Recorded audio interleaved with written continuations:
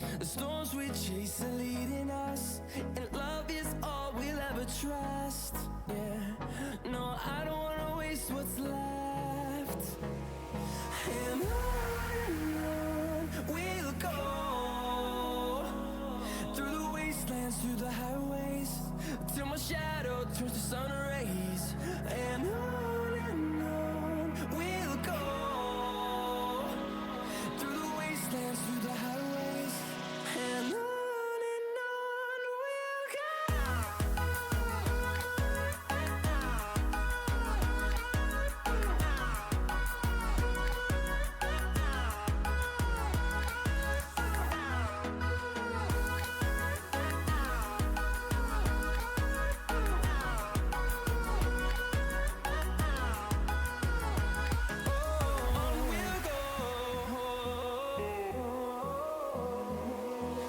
Finding life along the way, melodies we haven't played. No, I don't want no rest. Echoing around these walls, fighting to create a song. I don't wanna miss a beat. And on we'll go, through the wastelands, through the highways, till my shadow turns to sun rays. And on we'll go, through the wastelands, through the highways, and on we'll go.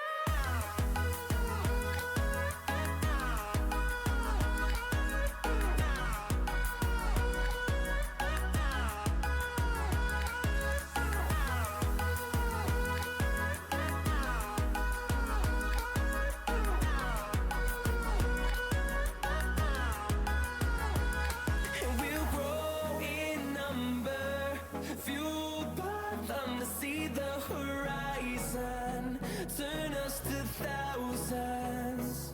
And we'll grow in number, fueled by them to see the horizon, turn us to thousands. And on we'll go,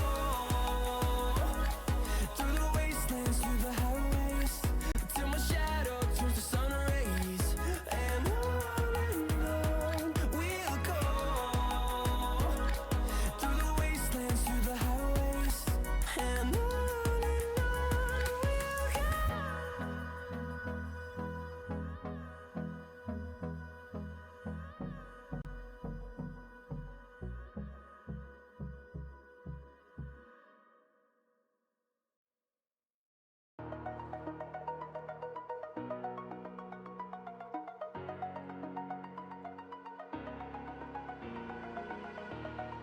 Over the edge, feel like I'm floating through the air.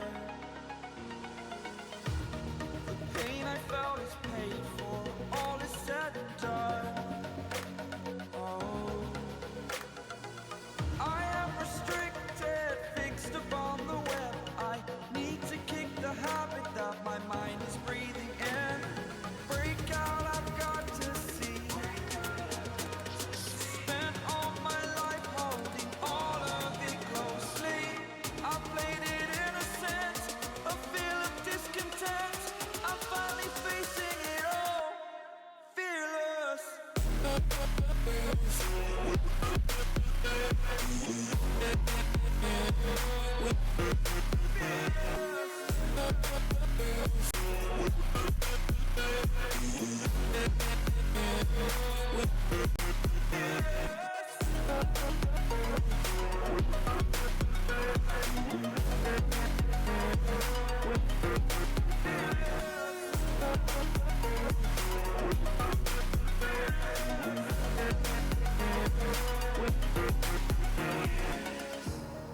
Burning the bridge that keeps us.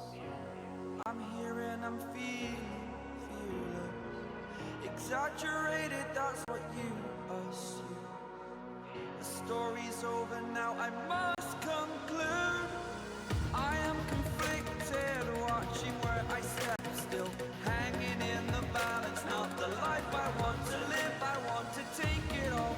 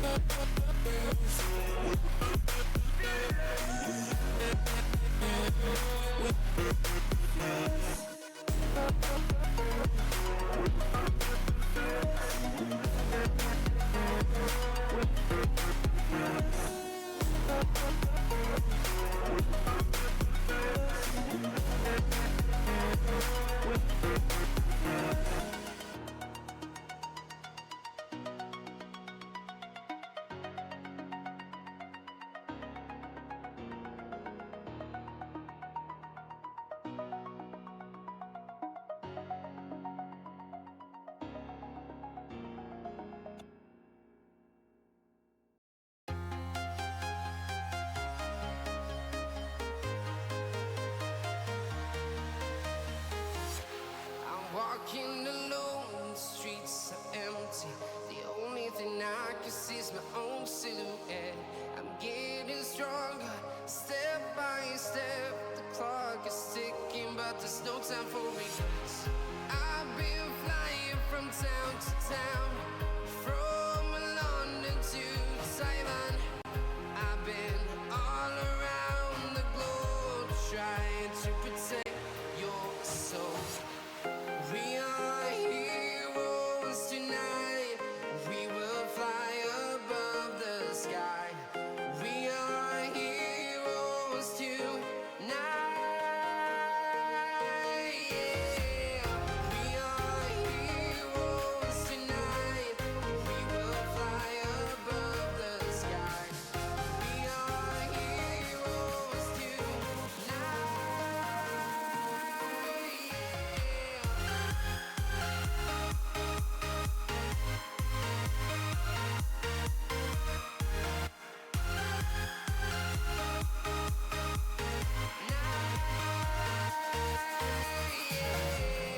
Feel like a dynamite, ready.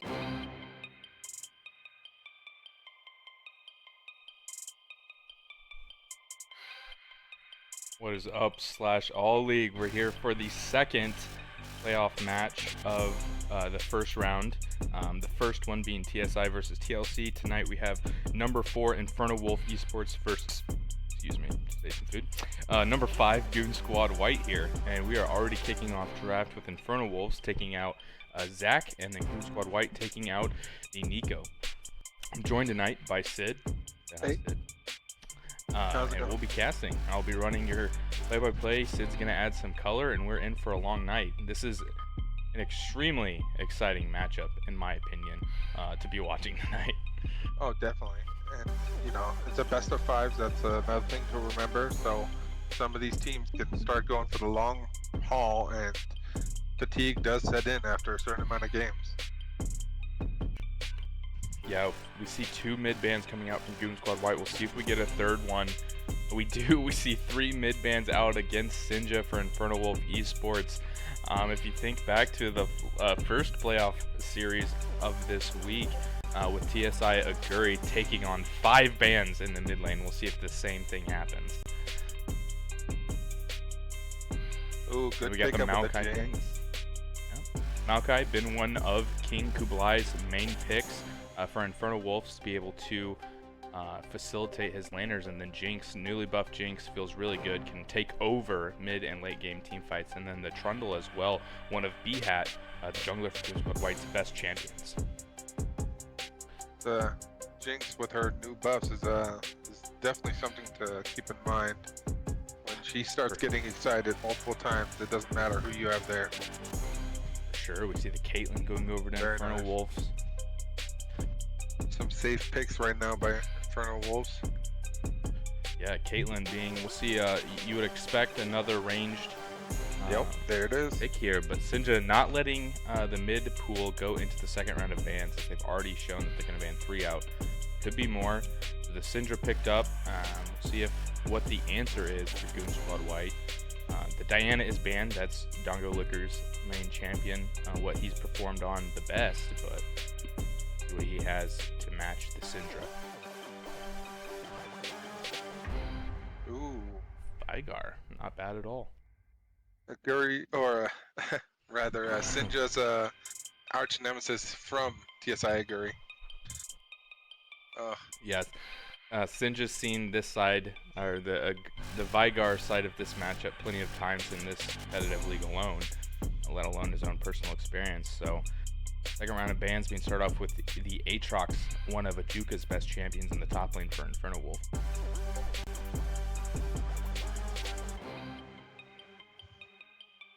Try to turn on this streamer mode. There we go, so you guys don't get my Discord notifications, don't know if you are or are not. We're a little on the quiet side. Do me a mic test real fast, Aguri. Testing, 1, 2, testing.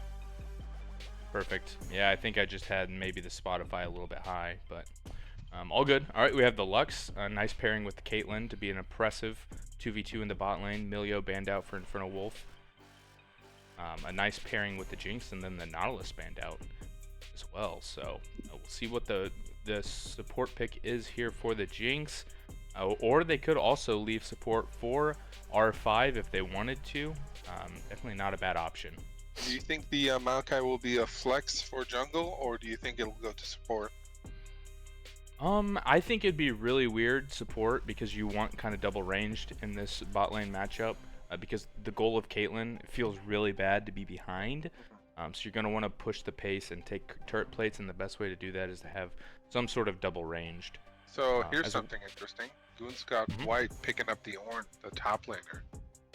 So there's either like a Veigar or Trundle support going on in their jungle. Trundle in the jungle. Yeah. No, I know what I've said. It could be either Trundle or jungle, or Trundle or Veigar support, and they're flexing it because why else would you hold the support for last pick?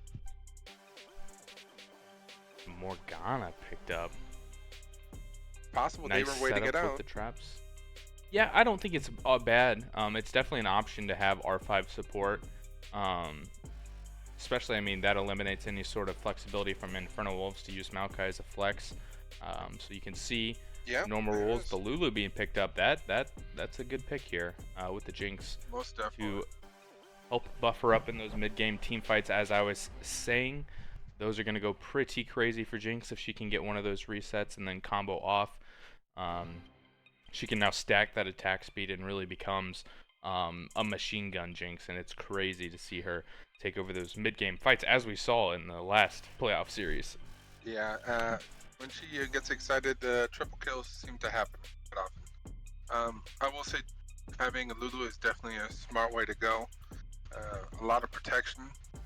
I almost would have preferred a Milio, just so it could have kept her out of like the binding, things like that. They banned it, so they were looking for that. Oh, they did. Very smart. Very nice.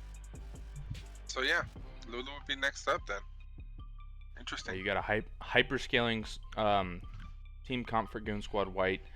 You have a lot of early game for InfernoWolves in the bot side, so expect King Kublai to hover this bot lane, this Caitlyn Morgana that's going to be pushing into tower, hopefully picking up turret plating, and with that you're going to want the jungler there to cover any sort of ganks from the Trundle. And then Darius, even better if you can get the 3v3 in the bot lane, you leave Darius on his own to deal with this Ornn in the top lane. And be able to take over the game solo, as we've seen in Worlds right now with Adam. I will also throw this out there, with Morgana, Caitlyn, and Syndra all very long range engaged. If any of them land something, the rest can all follow up and potentially get a pick. So that's pretty nice. Yeah, InfernoWolves is going to be looking to get to these objectives first, using the Maokai ultimate to initiate these fights, and the Syndra to zone, get advantageous fights as well, health advantages. Definitely. And don't forget the cage on Goon Squad White though. I will say that can add up real fast for CC. Very true. I know that Sid is going to drop some predictions down in the chat. So I guess, Sid, before you drop your predictions there, who do you have between these two team comps? I'll be honest, that's a really, really tough one. I think that if played correctly, InfernoWolves has the edge. But by playing correctly, that means not letting Veigar scale, not letting Jinx scale, and popping either one of those before a fight even breaks out. If that doesn't happen, I actually see Goon Squad pulling this one out first. So I would give it to Goon Squad primarily. Yeah, that's very true. For InfernoWolves to take over this game, I think they're going to need to be looking at like a 2,000, 3,000 gold lead by probably 18 minutes. The 18-20 minute mark to feel comfortable going into the late game, especially once Ornn starts hitting level 14 and handing out those ornament items to his counterparts, Jinx and Veigar. Those ornaments are going to go very hard, and then Trundle as well is going to feel very good, shredding the tank of either the Maokai or the Darius.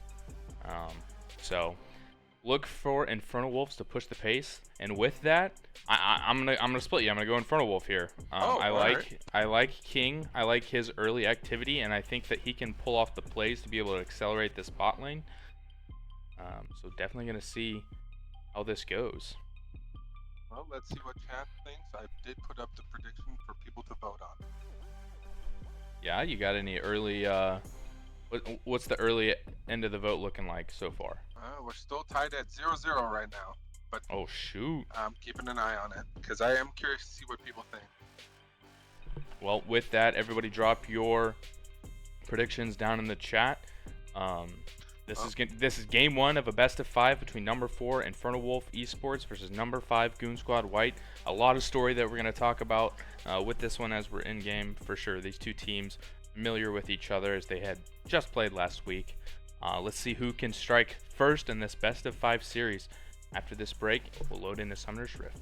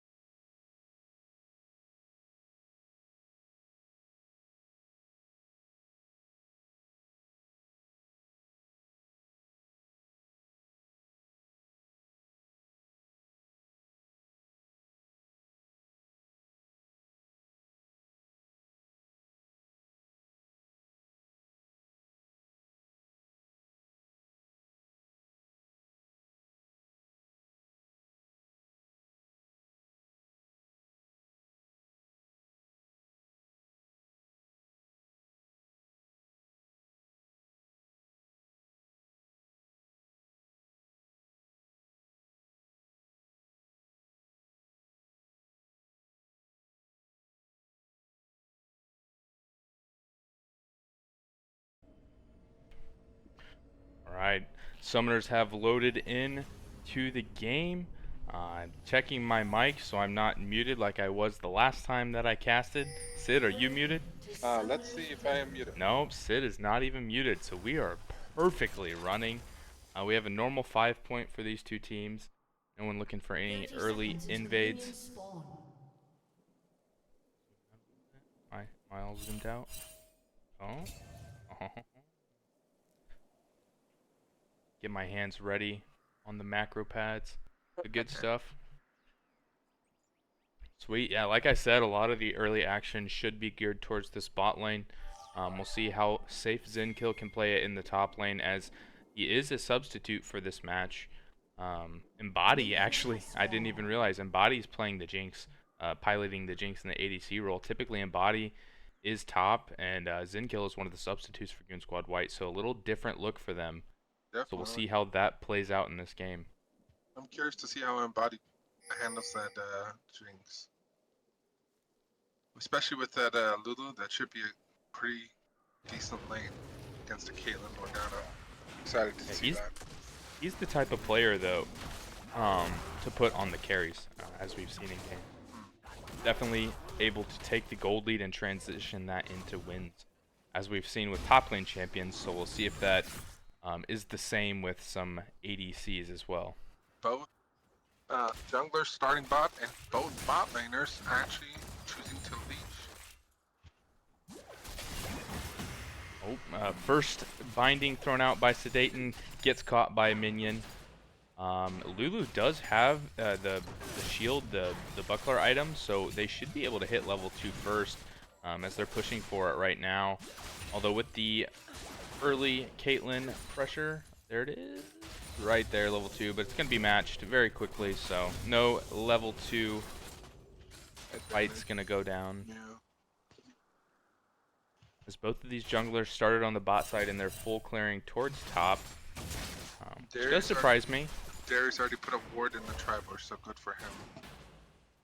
I'm not sure if they've called it that they started bot, but if they did, good for him. Yeah, so to kind of go through some of the history between these two teams faced off in the last week of the playoffs, and Goon Squad White were able to play spoiler to InfernoWolves, dropping their seeding down and making them the first round matchups.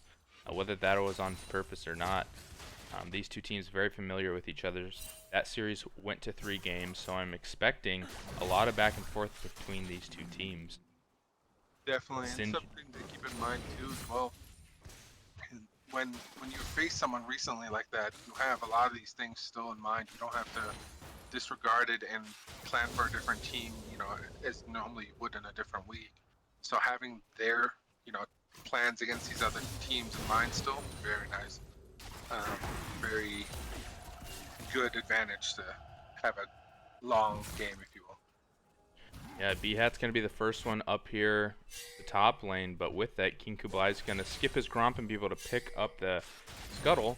So skips the Gromp. Looks like they're going to try to go on Ajuga here in the top lane, but he should be safe. Zenkill hitting his own pillar there, not able to take advantage of B-Hat's pillar from the Trundle. With the looking down towards the bot lane, one thing I noticed, the first strike on Caitlyn, as the binding is going to miss, so nice fancy feat there for Goon Squad White. As Embodied's looking to turn this trade back a little bit, going to get a little bit of a chunk down on Sedaten. The first strike on Caitlyn makes me think that she's going to be... There's the binding, it's going to land the flash instantly by Embodied to get out of that. King does flash as well, so flash for flat, or cleanse actually. Embodied didn't waste the flash there, just the cleanse. So nice reaction time for him to get out of that.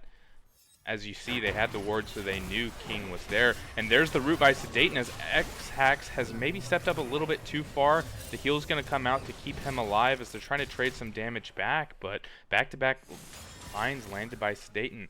Going to make this lane start to feel really good as they have a big wave crashing. Put the pressure on. Looks like B-Hat's going to look down here to relieve some of this pressure. Gonna find that ward there. Still gonna go right past it. They're looking for Ronnie here. The ghost is popped, so good job with the positioning. Just able to get the ghost summoner spell out. Clearing the wards, so they can come back and gank again. Very nice.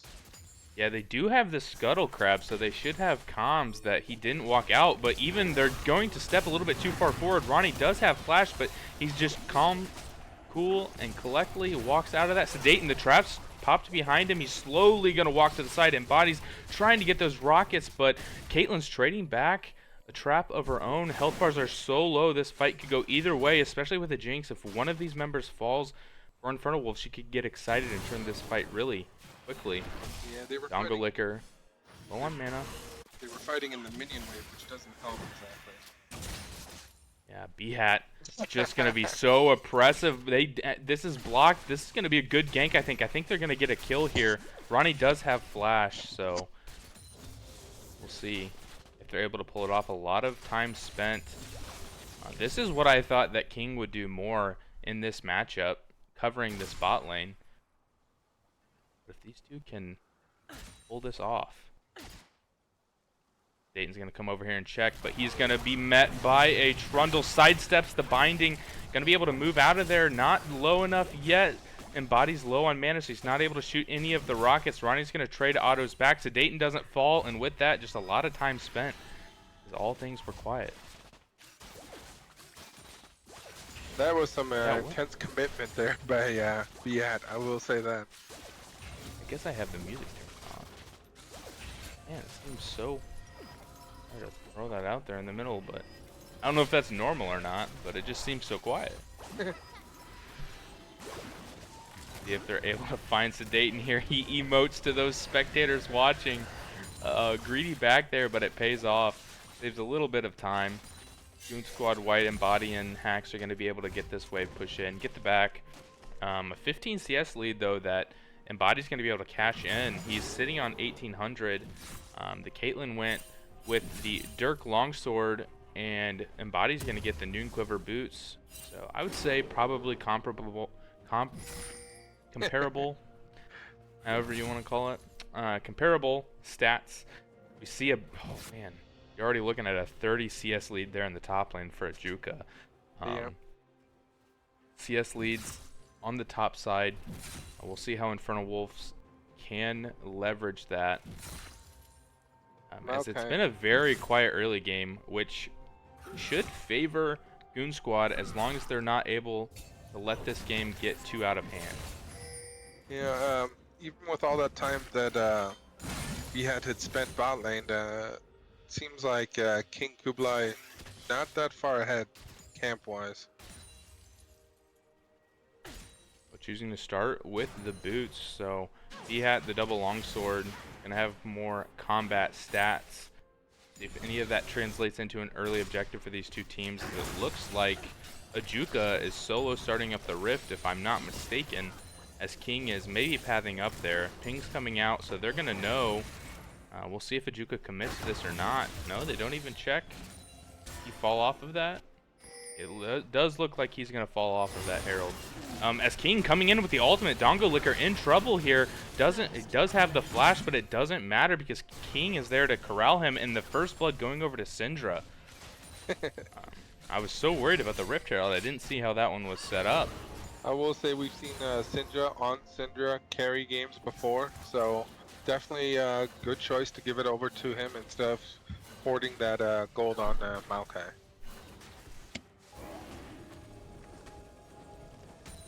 That's going to translate into a first dragon as Bot naturally gets the push advantage, and then with the kill in mid lane, Syndra's going to have the prio as well. So Mountain Drake going to go over to InfernoWolves unless anything tricky happens with Embody, which it doesn't. B-Hat's here. We'll see if they choose to take a fight afterwards as B-Hat's corralling them here in the Rift. The King is going to be the first target as Embody is firing on him. He gets excited. Big damage back by Ronnie, but Dongo Licker has arrived, and there's the outplay button. Double kill over to Dongo Licker, and that is a really good play for them. They don't get the dragon, but they get some gold for this scaling comp. Yeah, as long as they can get one of these first 4 dragons, they should be okay. Dongo Licker turned around and said, "You want to kill me? All right, I'll get 2 of you." That's very nice recovery for him already. Yeah, good coordination from those two as Syndra was a little bit late on that rotation. Dongo coming straight from base. Able to pick up 2 kills. A summoner off of Ronnie as well to get out. Ward picked up from Embody. Cheeky. Good auto cancel to do so. As all the actions happening down the bot as Syndra's going to trade on to Dongo. He does have the unleashed power. We'll see if he decides to drop it. Surprised he didn't. Yeah, I don't know if his initial trade. King's looking over the wall, has the ult, and Dongo's just gonna die here. He flashes. Dongo flashes out of range, but King knocks him back to Syndra. Syndra tanking tower. He's gonna live, but King is not gonna be able to do the same. So the kill is traded back to B-Hat. But Syndra picking up the kill is much more valuable than B-Hat picking up the trade kill for sure. And the minions missed. The ult being channeled back to the base to see if they couldn't catch Syndra on the base, but not going to work as Syndra decided to push out the mid wave, so he wasn't in the base to catch that super mega death rocket. That would have been crazy. No, definitely. Smart way to go. Unfortunately, it didn't plan or pan out the way they had expected. Meanwhile, in the top lane, while no kills have gone over, a 40 CS lead for Ajuka in this matchup.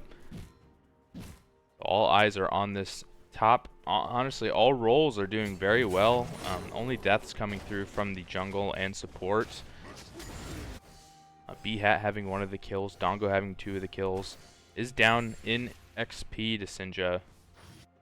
Went with the crown build as well to try to survive this burst, this first strike Ludens burst from Sinja, as King is right back here in the mid lane. And Body may have found Sedaten out though, but good binding to stop any sort of follow-up. There's Sinja going forward, but you can see that crown already go to work. Now he sees King, knows he needs to back up. Doesn't quite get an even trade health for health, but all things considered, that crown item is going to do very well, as Ronnie going 1v2 against Haxton and Body here. Body's going to try to pick up the wave first as Hax tries to get some harass down. Now Body's eyes turn towards Ronnie. There's the W that's going to be able to allow him to trade a little bit, but Ronnie does have the Ghost Blade completed. He's going to get the move speed to walk out of that. Ground triggered again. King, I really thought that he was going to be all about the bot lane, but with Sinja being the carry that he is demanding all of the jungle attention, calling the jungle up anytime that he can to get any sort of favorable kills or prio for objectives. With all the prio that bot lane got in Ronnie, he did not actually get a CS lead, which is kind of surprising.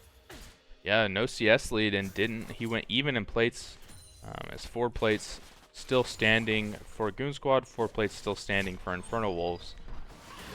So we'll see in the late game if that pays off for Goon Squad, the way that they were able to neutralize that matchup, as Caitlyn from behind does not feel very good. He's not behind, he's just not significantly ahead. All those games against Naguri on Vigar have paid off for Sinja as he keeps dodging the cage. Yeah, Dongo soaking up 3 members right now as Ajuka's trading in on the top wave, pops the ghost. We'll see if anything comes of that. B-Hat's chunking this Syndra damage in with that first strike, and so many orbs on the ground as Zinkill does drop the bleed. He's not going to die, but Sinja picking up the kill in the mid lane. They're going to pick up the mid lane tower as well. So all eyes on the mid lane for InfernoWolves, as Sinja last season was a playoff carry. This season he's getting the resources to do the same. Well, they are doing one thing that I pointed out they would have to do in this comp, which is keep Vigar from getting big. So as long as that can translate with Sinja also taking out Embody, should be okay. Both Embody and Dongo Liquor being the primary targets for damage. So. Yeah, a lot of vision down here as the next dragon has spawned for Goon Squad, so maybe looking to contest this. They have TP advantage since Ajuka did go with the Ghost. We'll see if they choose to drop this top tower, stop the dragon stacking for InfernoWolves, and bring Zinkill down. He could base and just walk right now and then TP back and maybe save the tower. That could be an option as well.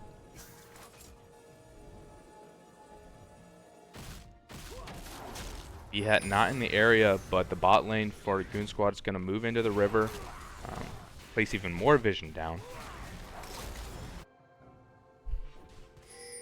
Well, vision is king. I'll first go say that. As a support, I wouldn't expect anything less. As now the flip happens as InfernoWolf looks to come in and take over some of this, but this river is littered with Goon Squad vision. They're not going to be able to clear all of this out, so vision going to be a little bit even. Both sides have wards here and there, as the cleanse is going to have to come out for Embody, as Sedaten, he's able to, man, from it seems like 2 screens away, land that, and there's the first strike ultimate from Caitlyn as well, and another root by Sedaten. We'll see if that's enough to take him down. The stopwatch is popped, and he's going to live as he picks up the kill, and the rocket is going to miss as well. So the second dragon is going to go over to InfernoWolves. We'll see if there's any sort of fight. No, B-Hat backed. He flashes forward. Dongo does to pick up that kill, but Ronnie flashes over the wall to get the trade kill as well. And the kill goes over to Ronnie. So, yeah, what are we sitting at? 5,000 gold lead. And as these 2 top laners just wet noodle fight here, but there's the ultimate, and Ajuka strikes down the hammer and takes down Zinkill, finally translating that massive CS lead into a kill. That'll probably be the tower as well, as this early game has been really bad for Goon Squad White, and I don't think that they have been able to neutralize this early game comp as much as they need to get their scaling online. Yeah, the real concern is at this point, when it hasn't even hit 20 minutes and there's a 5K difference, is are they holding on to scale? And right now, it looks like Sinja on Syndra is running amok, doing whatever he wants. He goes bot lane, gets a kill. You know, Vigar can't even hang out in the mid lane because he will get punished. So they need to figure out a way. They need to get a gank in, something, in order to stop that Syndra from just free roaming. Now, with an additional kill on Ronnie's world, he's also going to be a menace in bot lane. Yeah, almost has 2 items completed here. Expect that to come up very soon. I think in draft I said around the 18-minute mark, look for maybe a 2,000 to 3,000 gold lead as the trade's going to go in. Sinja going to pop the ultimate and instantly pop in body. He uses the flash as well. Sinja's able to pick that kill up again. He's so far ahead, 2 items.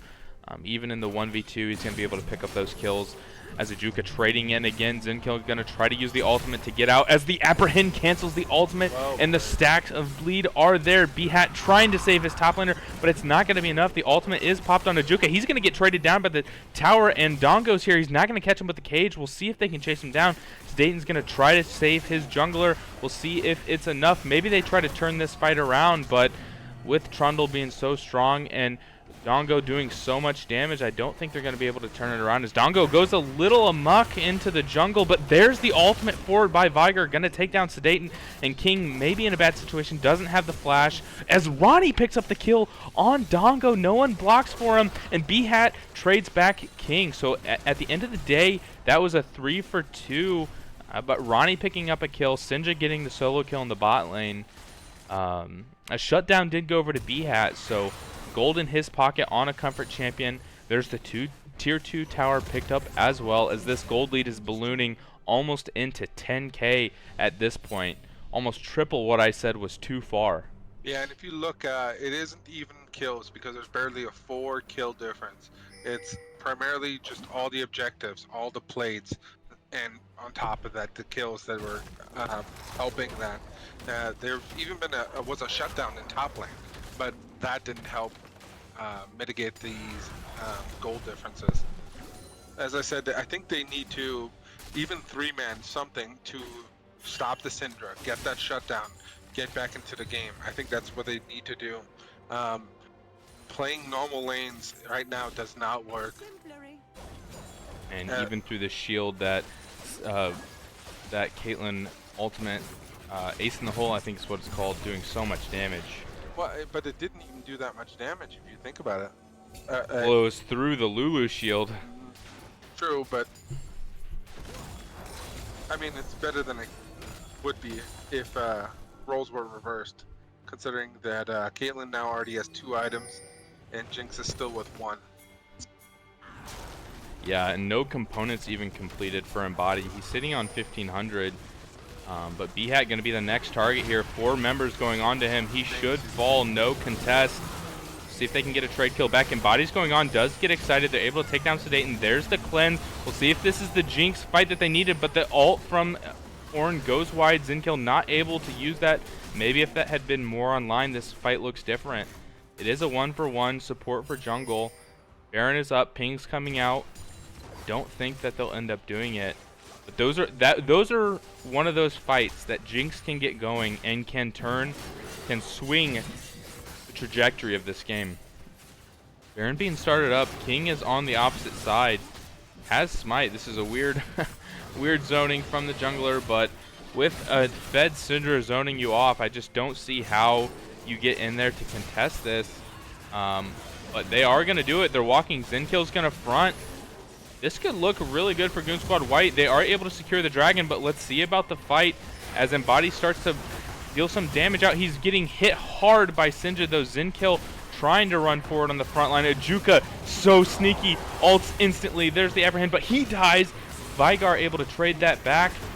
Sinja double kill, taking down Dongo. Hax is trying to get out of there. B-Hat's going to be the next to fall. Ronnie does fail the trap over the wall, so he's not going to be able to pick up the kill, but a triple kill over to Sinja. Man, Aaron, only 1 member dies. Things Yeah. are looking really grim for Goon Squad White. They need to focus targets, in my opinion. They need to get an assist onto that Jinx so she can start popping off. And the obvious targets would be someone squishy like Sinja or Sedate. They have not been able to land those, unfortunately. I will say Sedate's been landing some really decent bindings there. Yeah, I mean, as you saw, Embody's trying to get up there and deal some damage, but every Q that Sinja drops on the Syndra, I know he's just playing this champion to fool with me. And there you go, there's Sedate, and he should drop here. That is, the Shurelya's popped. See if it's enough. The Lulu ultimate, he doesn't have the ult because he used it to check the dragon, and now they've stepped too far forward. Sinja's going to be able to chunk him down. Ronnie's going to finish that kill off. Now Ajuka's going on to Hax. He's going to instantly take down the Lulu as they push in with Baron. They're looking to do major damage to the base as that chase just went a little bit too long. Just for the support as well. Sedate is still hanging around. That may be what's going to mess them up. Because, as I said, all they need is that assist on Jinx when she comes back up in 10 to then help get that over with. Yeah, well, that's true, man. They have a Baron-empowered wave with the Rift Herald crashing in. We'll see if they can look to end this game. Dongo Licker doing his best to hold off this push. The first tower is going to go down. There's the Ornn ultimate to try to turn this. It's going to land on 2. The Jinx ult is going to pick up Sedate, and there's the excitement. Embody trying to come in from the side. And they got to be careful here because he can get chunked down. B-Hat flashing forward for King. King is going to be able to walk out of this. See if the pillar is enough. The trap's going to go down, but it's not going to stop B-Hat. King's going to fall. But there's the damage from Ronnie, from Ajuka. Ronnie's going to take down B-Hat. The ultimate is going to be popped. X-Hack's so low. Sinja's still alive. Ronnie's still alive. Ajuka's still alive. They're going to look to push this in. And Dongo gets so low from the Sinja combo. As the team, as InfernoWolf starts to peel off, this might be the end of their Baron push. But they got so much as they got the team fight. They got more gold from kills. They got all the way down to 1 Nexus tower down. All they have to do is wait for this next Baron and end if things are played perfectly from Goon Squad White. Definitely. Now is the time for them to recover. There are no objectives on the map. Now is when they need to go try and clear, as a group, clear camps, things like that to make sure their jungler doesn't get caught out. Get vision on the map so, again, they don't get caught out. This is the time, while there are no objectives.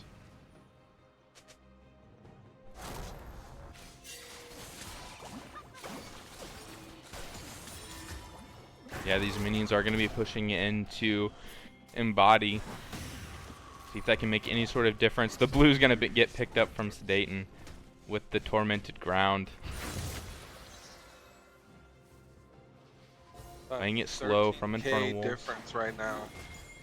Yeah, this game 1 respectfully has been a stomp.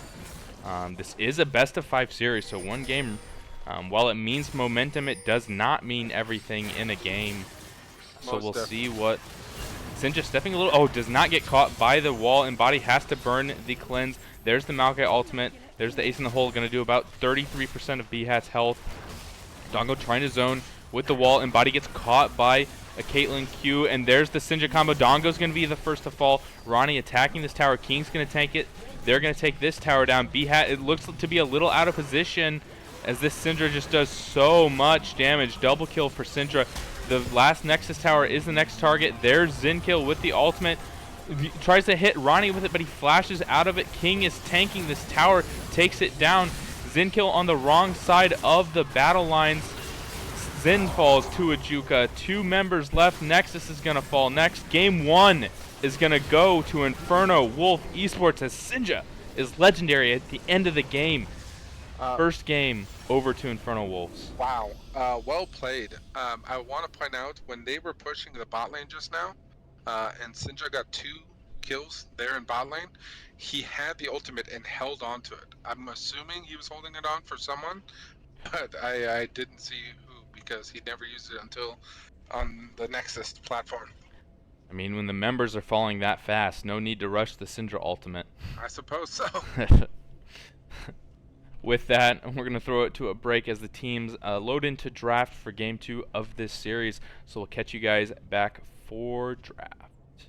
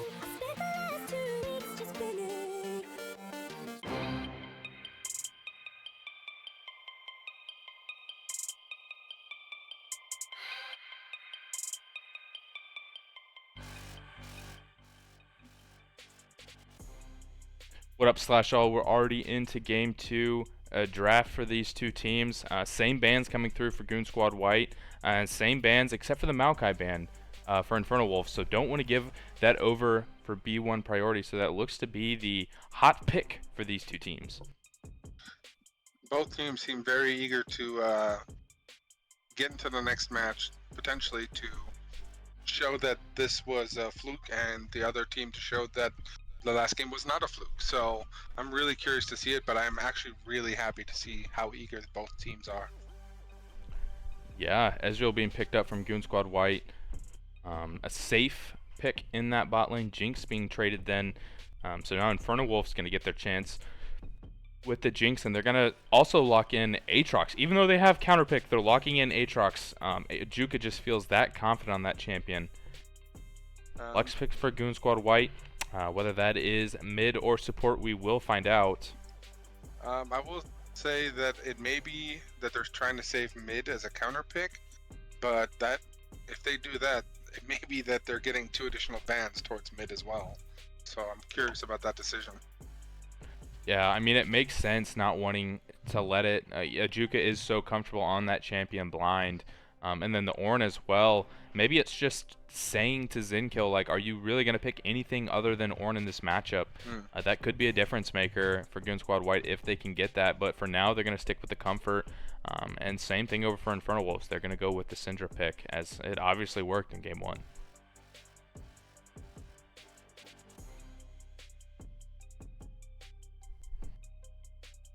Even after in Game 1, I mean, all these bans geared towards the mid lane, the Caston being one that is really interesting to me. Not even thought about changing that pick up.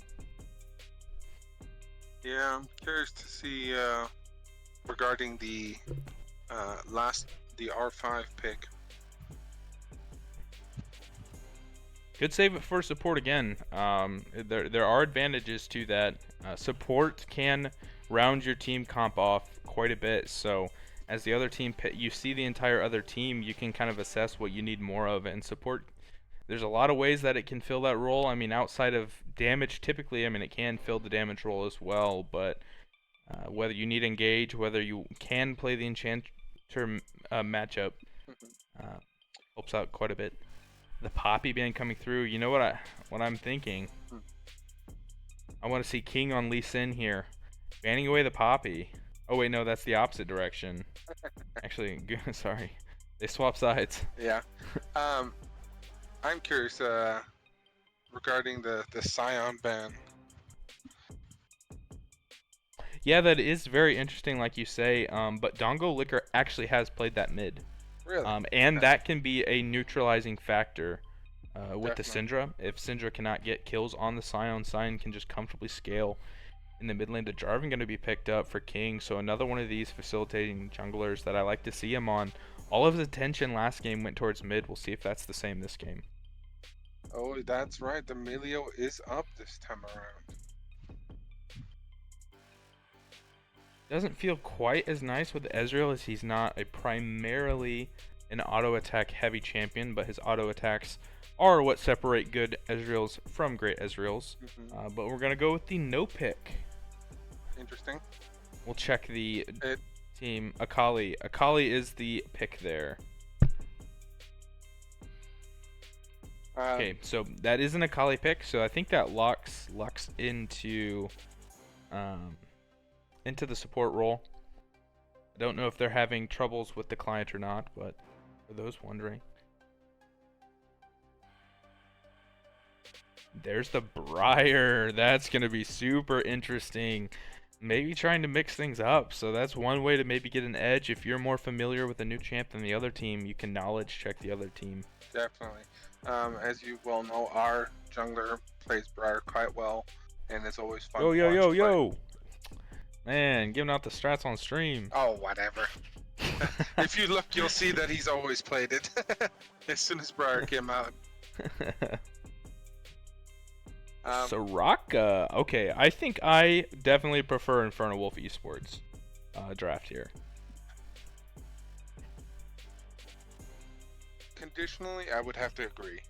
They have the safer individual picks, but that being said, if Briar, if Lux, even if Akali, if they get ahead, they can completely negate a lot of InfernoWolf's team.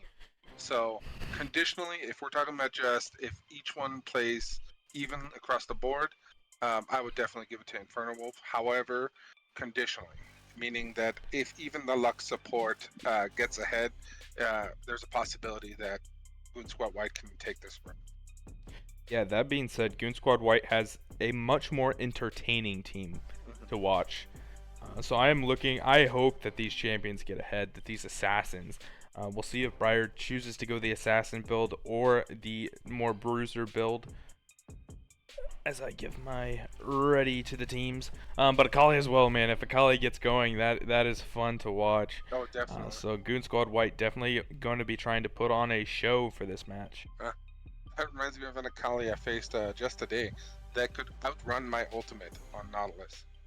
So yeah, Akali is definitely not something to underestimate, that's for sure.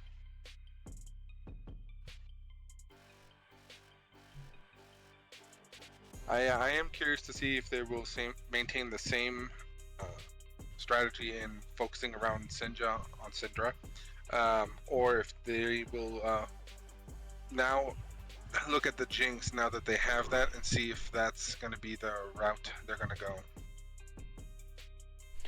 We did see Ronnie's World doing really well on Kaylin, and I'm curious to see how he will do on that Jinx. For sure. I think all eyes to the early game are going to go towards King for InfernoWolf. And all eyes for me are going to be on this bot lane, probably for Goonz Squad White.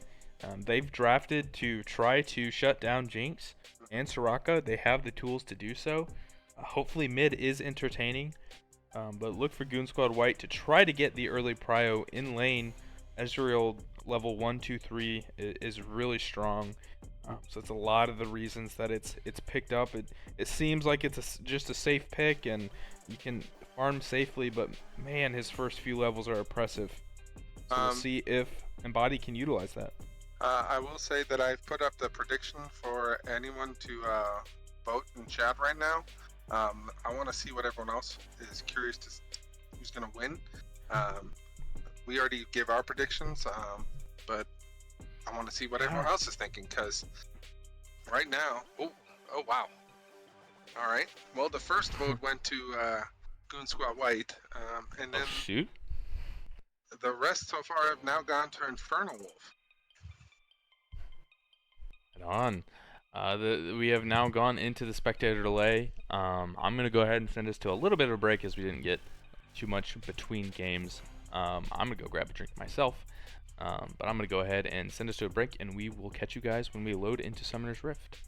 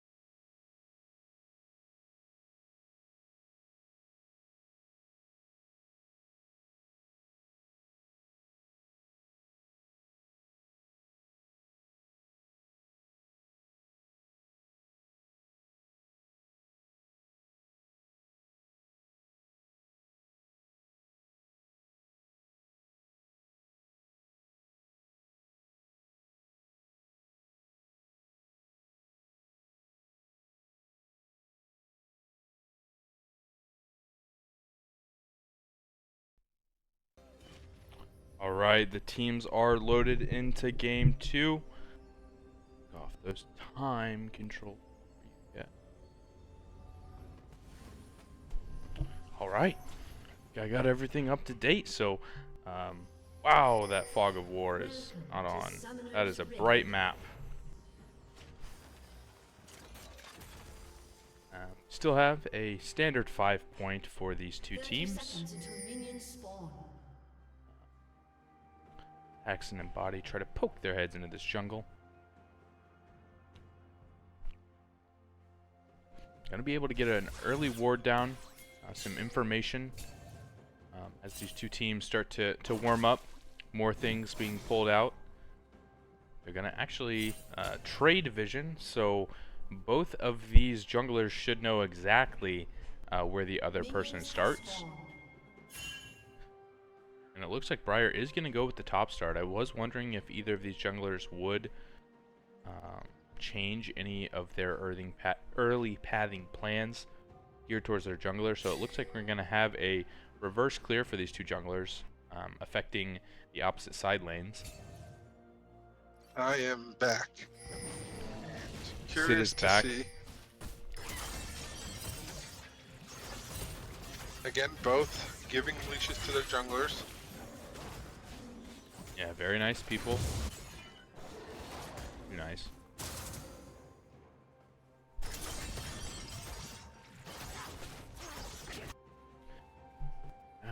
I think that's one minion lost actually. I didn't see for sure, but I guess I can see the XP on the characters. Let me see. Ronnie. Maybe they do have even XP, or I'm not fast enough. But I thought maybe that a minion was lost due to a leash. We'll find out very soon. But either way, they are getting the push, which does surprise me.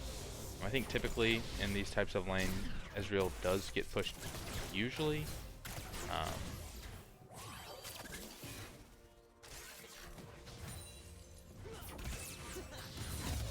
But also, like we've said before, Embody typically plays top lane. A root does come forward. Big damage being traded onto Ronnie there. Nice root. The ignite come down for Hax. The E forward by Embody. We'll see if he follows with the flash. He does. There's the flash auto, but he's not going to be able to finish off Ronnie, as Soraka is able to keep him alive with the summoner heal and the heal of her own.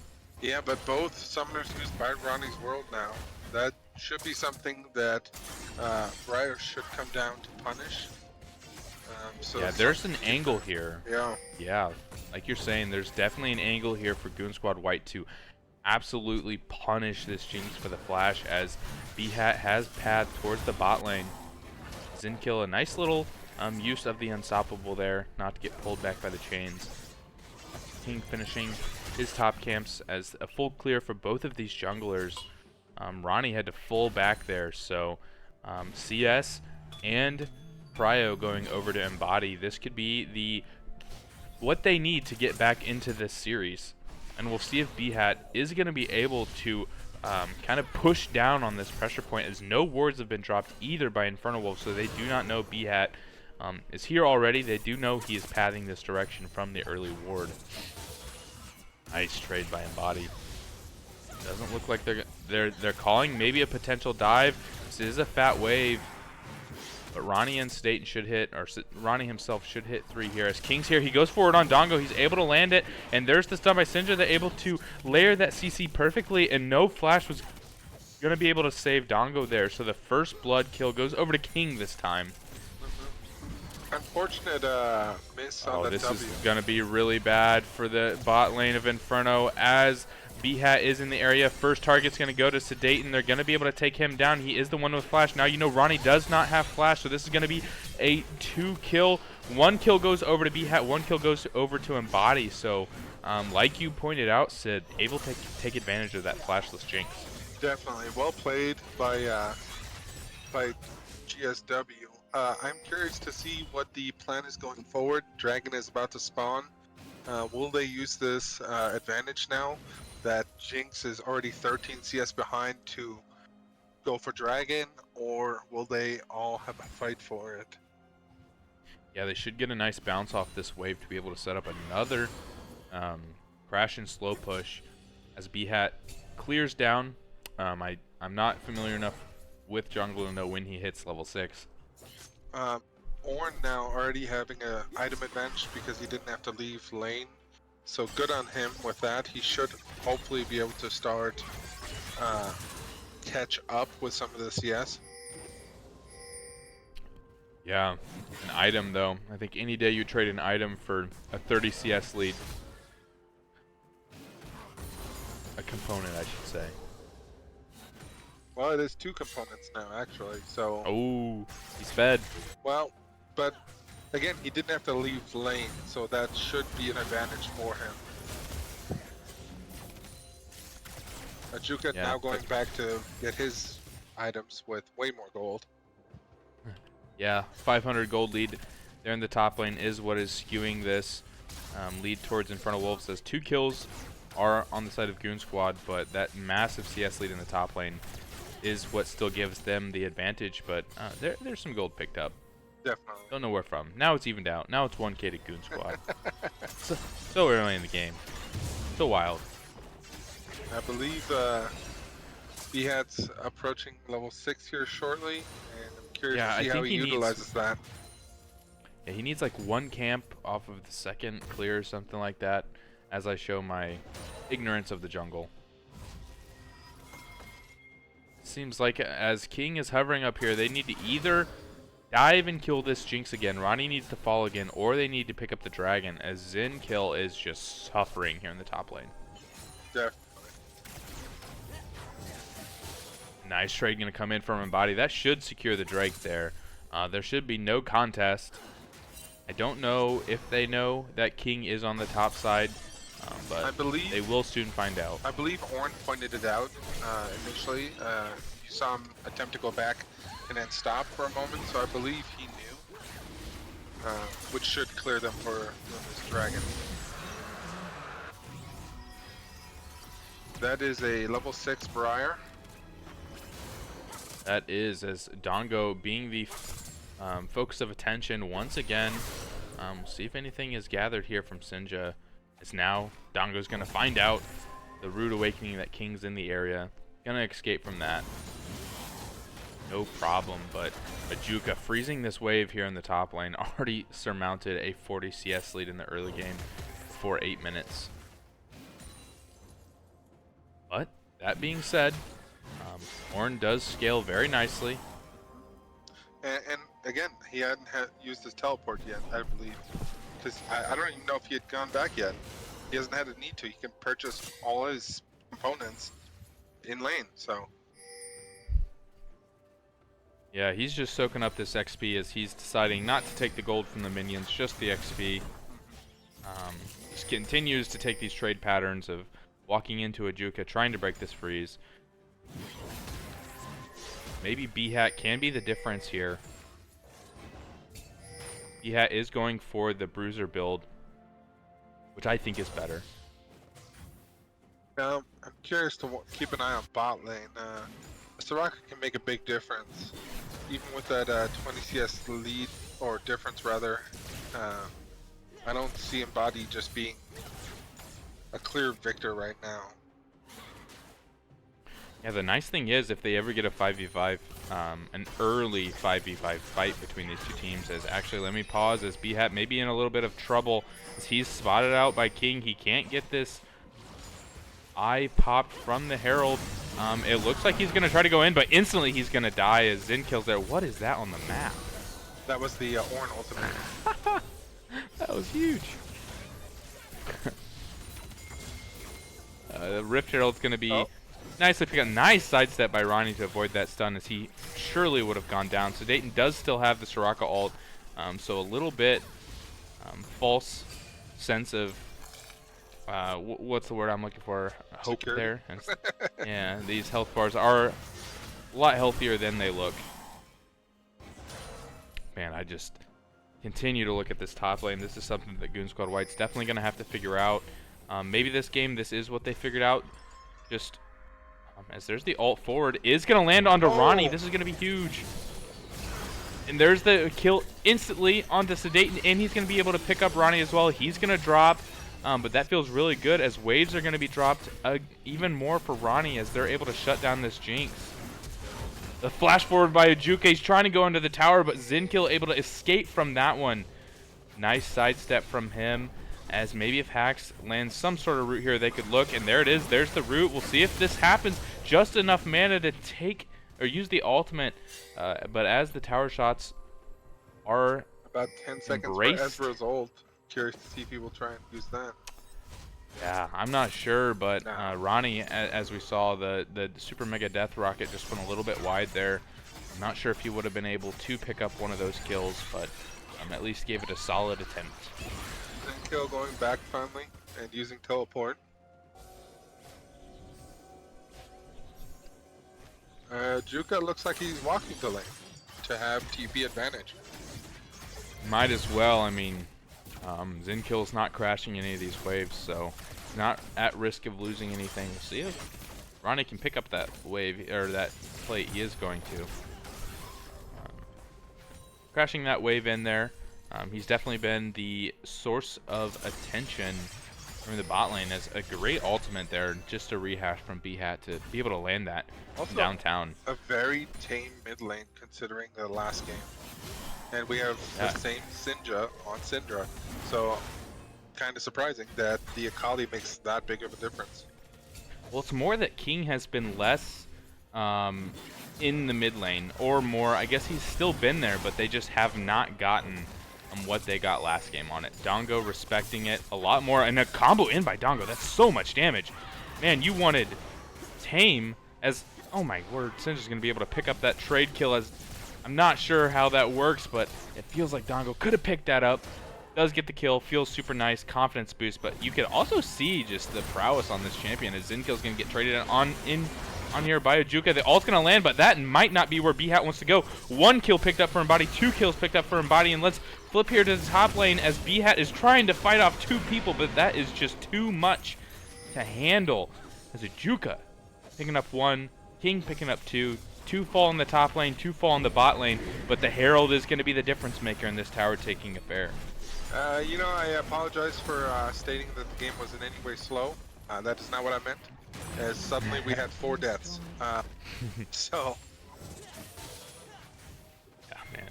We'd look at just the gold difference in the top lane. You're looking at about 2,500 gold. So a lot. The entire gold lead can be summarized in the top lane or InfernoWolves.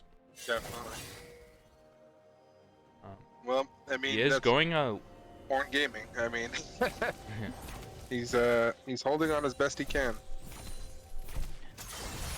Yeah, but you think he's going the lethality build, so he's gonna heal a lot, do a lot of damage. But if there is a build that they're able to focus down a fed Aatrox on, it will be the lethality build. If they can get any sort of chain CC on him, as well as this fed Ezreal, as B-Hat going in here on the bot lane. No flash for Ronnie World. We'll see if they can pick him up. Sedaten's going to be the first target, but King's here to dissuade this gank from Goon Squad. That Q hurts quite a bit on that Ezreal.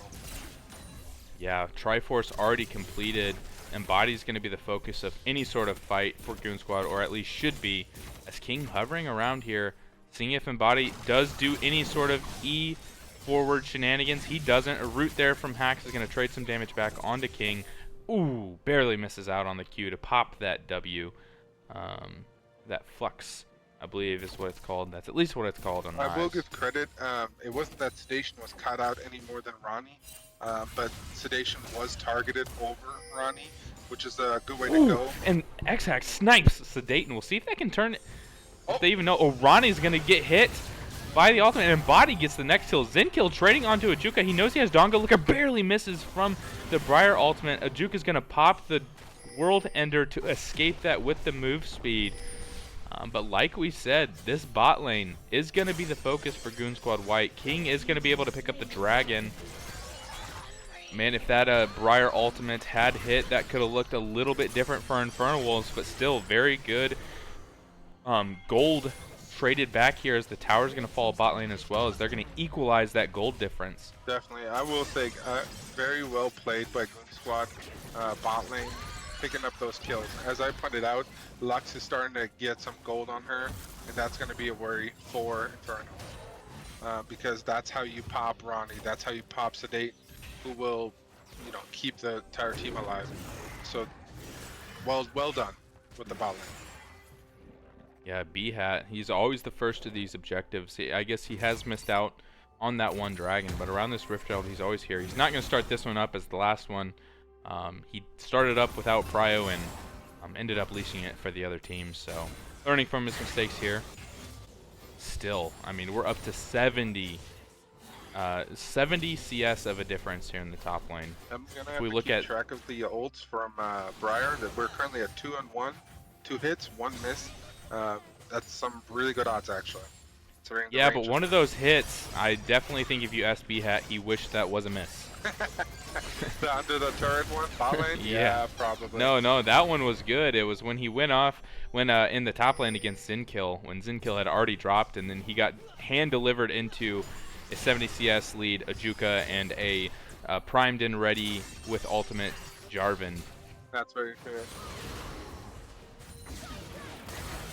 Body E forward onto Sinja. Sinja already using the jeez, why am I blanking on that ability? I should know that one. Scatter of the week.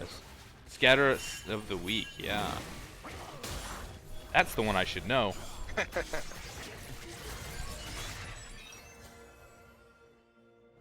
B-Hat getting spotted by a ward. Yeah, we'll see if anything cheeky here. Dongo looking in the bot lane, lurking. Everybody be quiet, see if he can't pick up this unsuspecting Jinx. Being so patient on this wave, but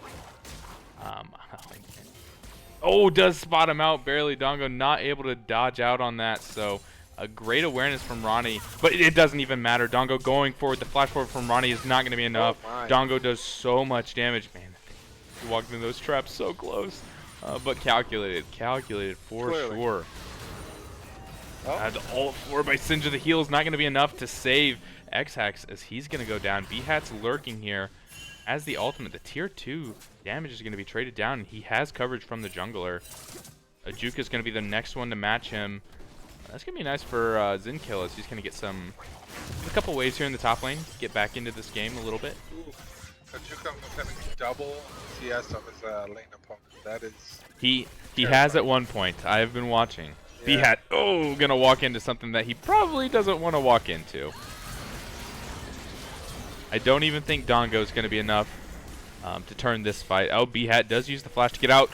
Dongo being so greedy on that pathing. I guess he didn't have access to the shuriken to get over that wall, but had to use the flash anyway. But it almost looked like he didn't know you could.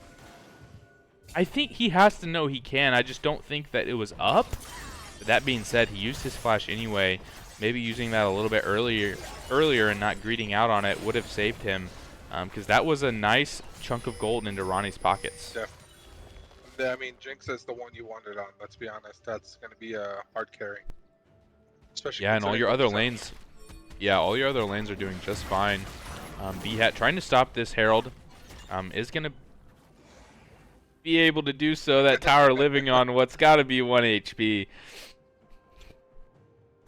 As I hold my breath while we're down here. 12 HP on that tower. We got King Kublai invading currently. Yeah, but we'll see. I think the scaling... as X-Hax just has to be careful. Sinja is just free farming him for gold right now. Yeah. I'm walking into this first strike Ludens. As Embodies going to be jumped on from behind. Does have the dash, and there's B-Hat going in. I don't know if he necessarily wants to take this, but he's going to have to anyway, as King's going to dash forward and jump back. B-Hat's going to try to push him away, but the TP in by Juka is going to finish him off, and now the tower dive might be the next thing to look. The World Ender is dropped. This tower, their sights are going to be set on this tower. We'll see if Zinkill and Embody can hold this off. There's the ultimate from Zinkill to try to deter them. Sinja going to throw out the Scatter of the Week, but a nice stun onto Zinkill, so the second half of that Ornn ultimate does not land. Dongo is trading some damage back onto the bot tier 2 as Ronnie trying to hold that off, and he's just going to die again to Dongo. Not respecting the skill of Dongo on this pick, this Akali pick. Gonna be able to escape. Second dragon gonna go... Oops, excuse me. Gonna go over to InfernoWolf as Dongo tries to thread the needle in those mid towers. This is definitely aggressive as 4 members coming up here from the Dragon. We'll see if they're able to get out on time. Ajuka trying to lead the charge, but a nice stun there from XX. None of his ult damage lands. Zinkill trying to tank this damage, has to flash away. They didn't even get the mid tower for that. It's a lot of poke coming out of GSW's team, though. It is. I mean, if they can avoid the hard engage from King, they should be able to, if they can get to objectives first and avoid that hard engage. Oh, the flash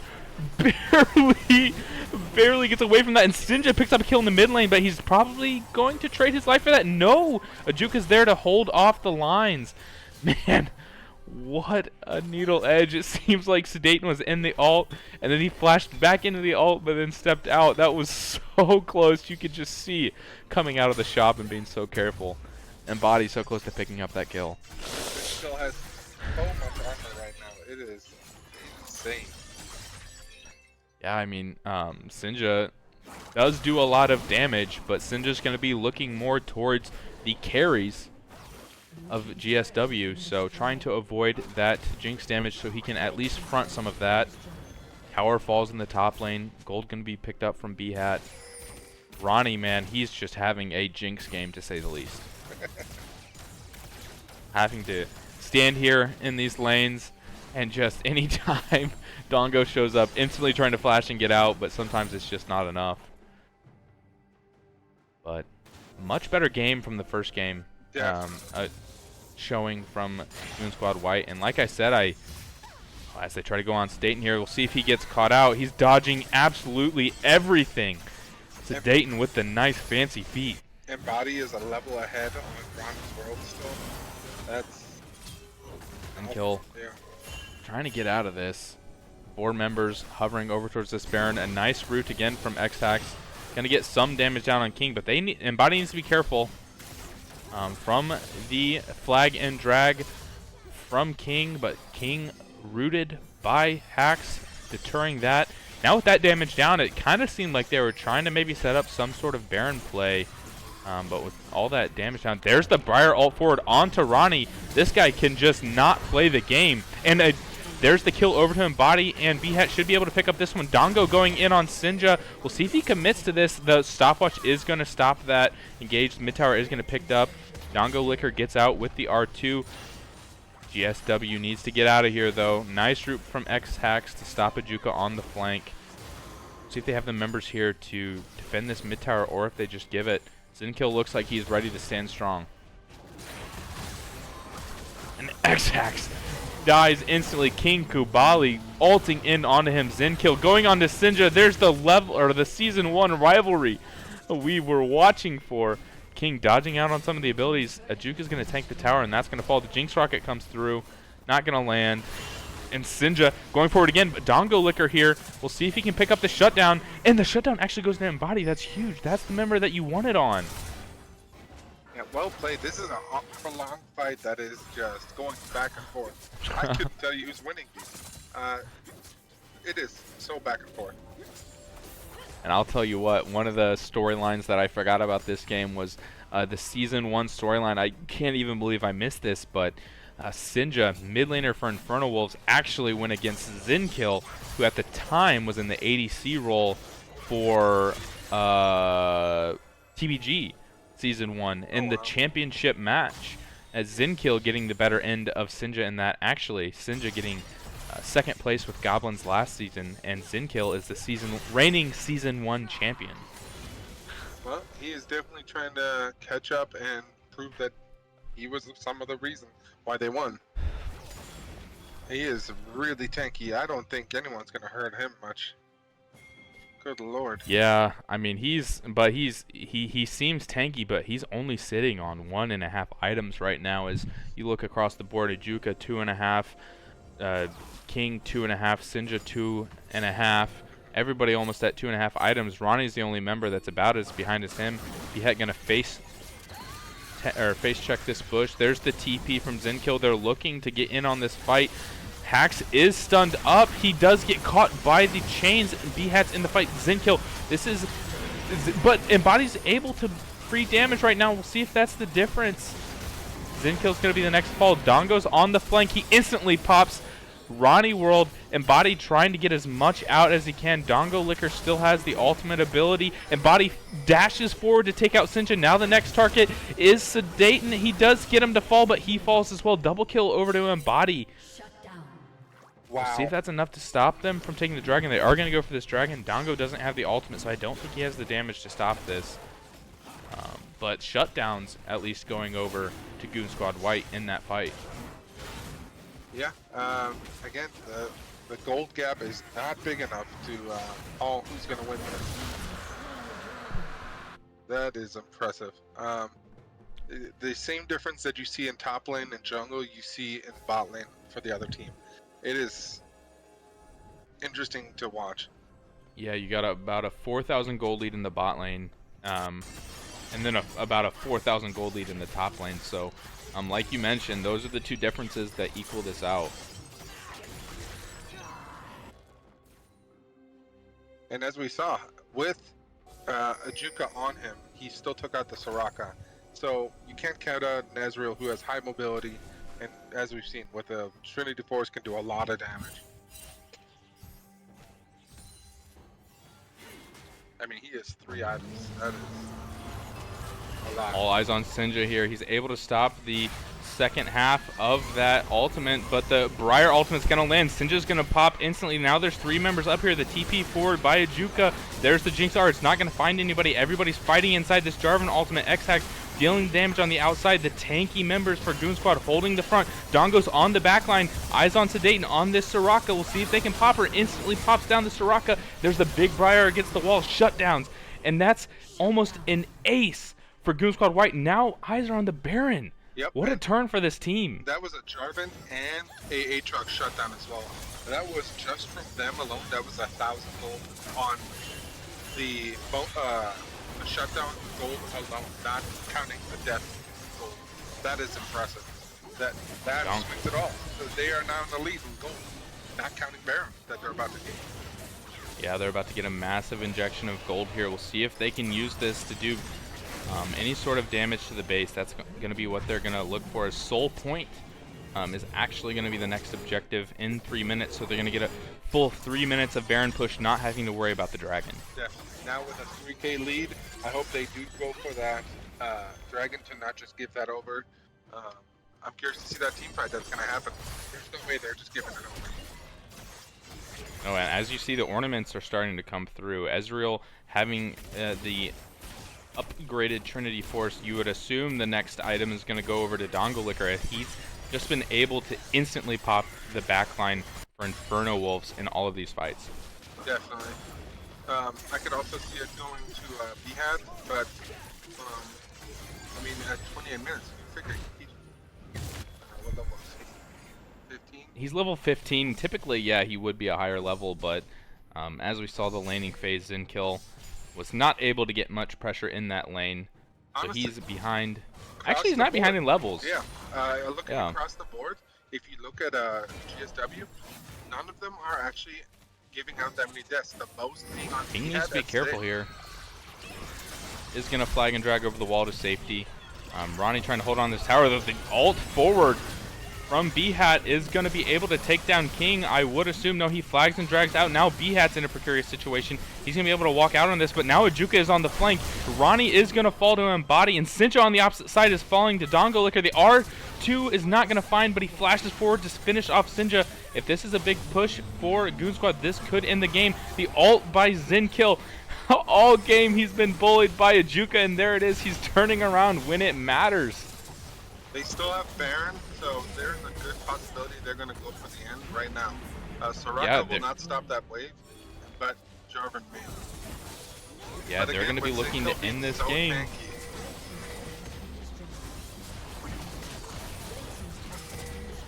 Wow.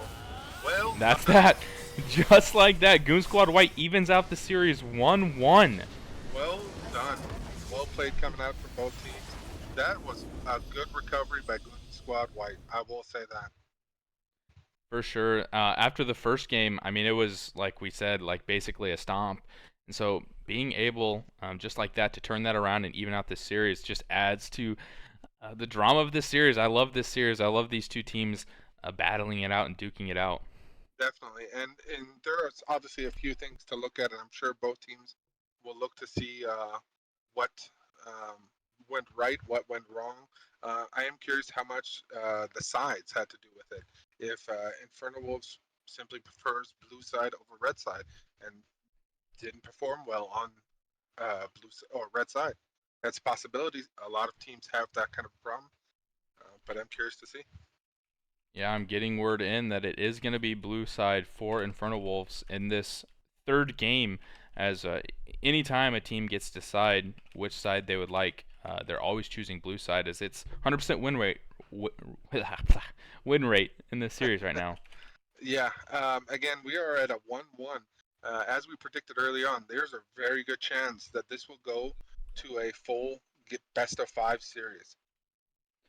And that would be awesome, wouldn't it? Yeah, it definitely would. Also, as a side note, I'm now completing the prediction for Goonz Squad, White, and there are going to be some happy people because that was a 1 to 60. So if you put in 1 point, you gain 60 back. So someone just gained a lot because everyone voted against them. As we get ready to head into the second draft, getting the teams loaded in now. There's the ready. They're about to ready up for draft, so these teams are on it. Wow, both teams really eager to prove who is winning. Let me send us over to this draft right now, as these teams are already in. Love it. Love it. Eager to get these matches going. So we'll see if any bans come through. Or any the bans changes. for Goon. Yeah. Bans for Goon Squads have stayed the same even when they lost. InfernoWolves made a minor adaptation.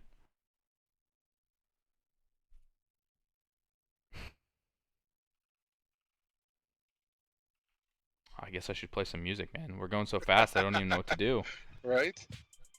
Haha, there we go. I already now have it doesn't feel as awkward. Poll, but I feel like we should at least see the teams before I should start that. That is so true. Okay, so the bans are pretty straightforward. The Maokai ban not being used by InfernoWolf since they have first pick. So Maokai going to go over to them. The Kali being banned out, that was a wild pick.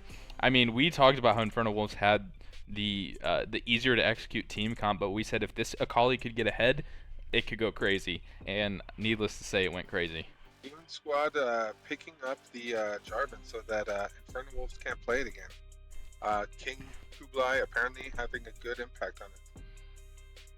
Yeah, I mean, I think Maokai is, from what InfernoWolves has shown in their draft, that is their B1 choice.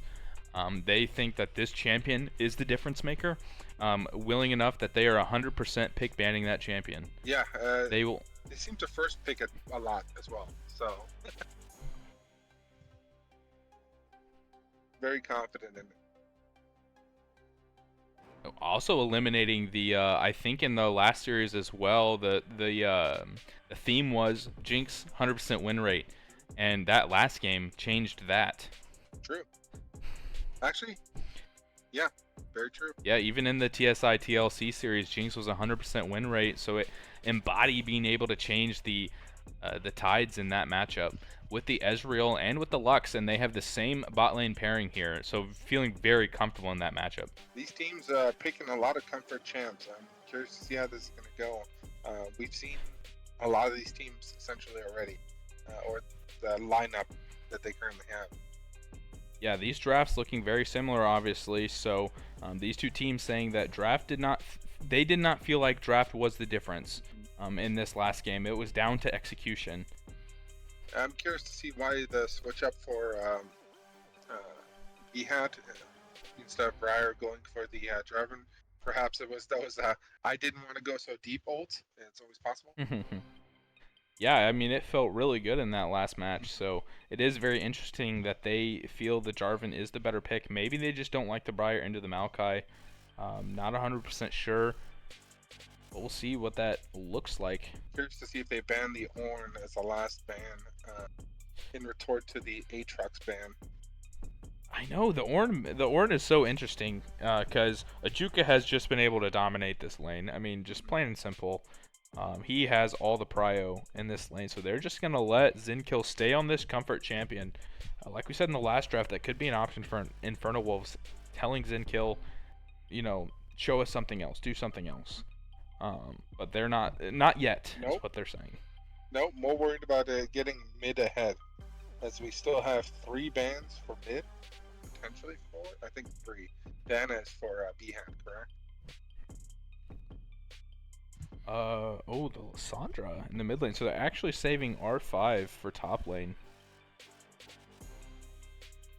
Very common for a lot of teams to do so. Curious to see who they will pick. The Thresh. I like that pick a lot better than the Soraka. Just Sedaten being susceptible to a lot of dive last game. Now the Thresh going to be able to protect this Jinx, and the Sinja as well. Both of those players were the subject of a lot of dive last game and were not able to survive it, so hopefully the Thresh can turn the coin in that. Definitely. Also being able to help with the Jarvan, which is always a big threat. Ooh. So The Renekton. We'll see if Zinkill saved R5 just to pick Ornn again. I feel like I'm picking on him, but I'm not. And there's the Malphite pick into the Renekton, so... Oh man, I like that pick a lot, I'm not gonna lie. it's going to be interesting. We have 2 knockups. I almost expected there to be a Yasuo. There's so many knockups right now.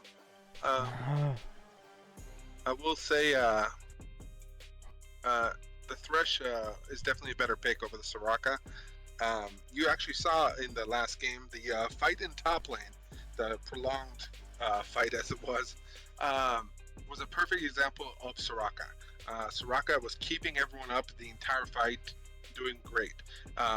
We then had, I believe, the jungler showed up and took out, I think it was B-Hat on Briar, came in and then took out Soraka, focused Soraka, and that's when the fight completely turned around. And that's the benefit and the downfall of the Soraka.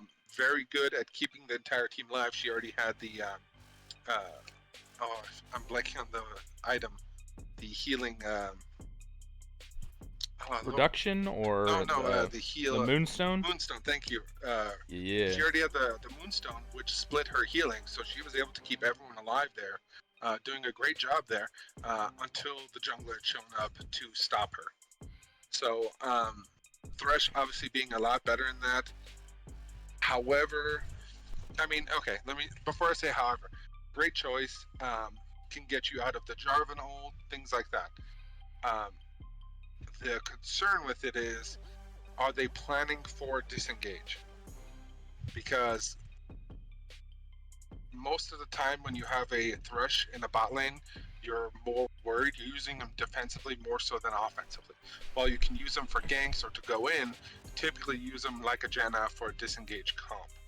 So I'm curious to see if they're just trying to play safer for Ronnie, or if there's some cheeky, we've practiced this for long engages. Yeah, I'm assuming that it's just to keep Sinja and Ronnie alive in these fights, as they're trying to build these front-to-back team fights, and kind of avoid the engages from Goon Squad White. But man, did they pick some nice engage. That's what the Malphite here, able to neutralize the Renekton, hopefully not get too far behind like he did on the Ornn. But if this Jinx, we saw last game, Ronnie trying his best to sniff out these engages. You remember in the bot lane when Dongo Licker waited so long for Ronnie to step up too far, but he's able to spot him out with that W. If Ronnie oversteps just a little bit too far, you got Zinkill, you got B-Hat, and you got Dongo Licker all ready just to dive onto this Jinx. Yeah. Or Sinja. Both of those 2 champions. Well, another thing to not forget is if Sinja decides to ultimate the Lissandra, if she ultimate herself, essentially Zoniancing it, that's a wasted ult. That is a pick potential that was wasted. Yep, very true. Lissandra's going to feel very good into this matchup, as it looks like after a quick bathroom break, the players are ready to load in to Game 3. So as the players draft and we endure our spectator delay tax, who's your pick between these 2 teams? Again, InfernoWolf has a general good comp, but Goon Squad Wide has those picks. If they succeed again on that pick as they did last game, I would have to give it to them. So this time I'm gonna go for Goon Squad because they've proven they can do that pick comp. So that's what I'm gonna go with. Yeah, very true. It seems like the first game, Goon Squad, maybe nerves were really high as they just got out to a massive early deficit, especially after picking such a scaling comp. But this game, or last game rather, just showing they showed a lot of team fight prowess. It seemed like, and it still looks shaky. It still really looks shaky at some points as I'm looking back, but they've definitely leveled up in the team fight and the organization and the communication, as well as Zinkill being able to neutralize the top lane a little bit more, and Body getting a massive lead in the bot lane, not going against the Caitlyn, but going against the Jinx, able to, and then Hacks as well. I look back on all those routes he was able to land. But that being said, I do once again have to go with InfernoWolf's team comp. All right. I think I'm gonna go their side because It's a solid. Okay. It's a solid lineup. Yeah, That being said, the prediction is in the chat. If anyone wants to let us know how you feel about who's going to win and break this tie. A lot of people going for Inferno Wolves again, but I just want to throw it out there. Last time, we had the same predictions, and Goon Squad took it. So just keep that in mind. yeah. Balls in Inferno Wolf's court to turn this momentum back in their favor. They were able to take game 1. Goon Squad White able to take game 2. This best of 5 series is knotted at 1-1. We'll see who has the advantage in the second game.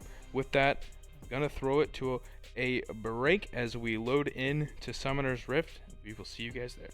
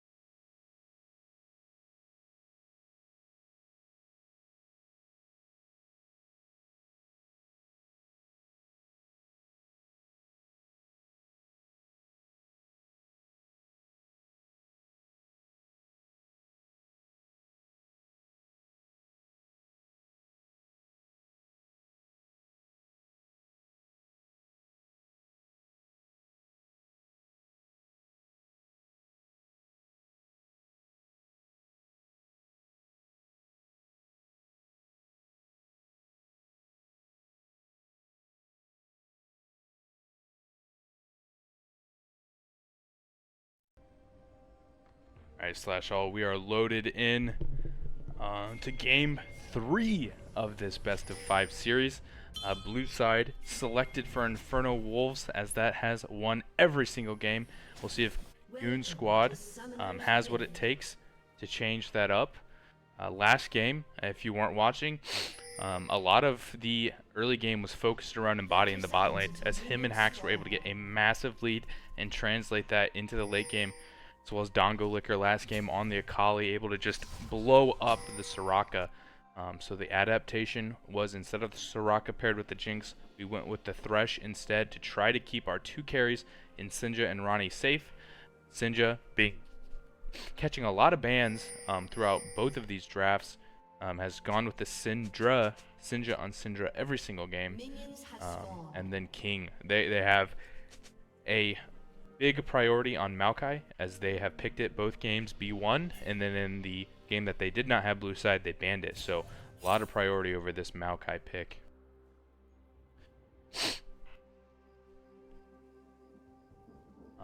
And then Maokai going to solo start the Wolves on the bot side. So finally a little bit of an adaptation in the jungle pathing for him. Per usual for Goonz squad, B-Hat getting a leash on the blue side, pathing towards top. I have directed camera on, but directed camera really likes B-Hat on this clear. I'm going to have my eyes towards this top lane Xin kill. Been on Ornn both the other games. I'm a little bit more of a favorable matchup here with the Malphite into the Renekton.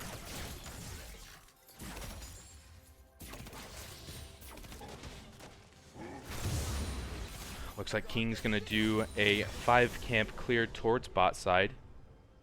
Picking up Wolves and Blue, skipping the Gromp. See what it looks like.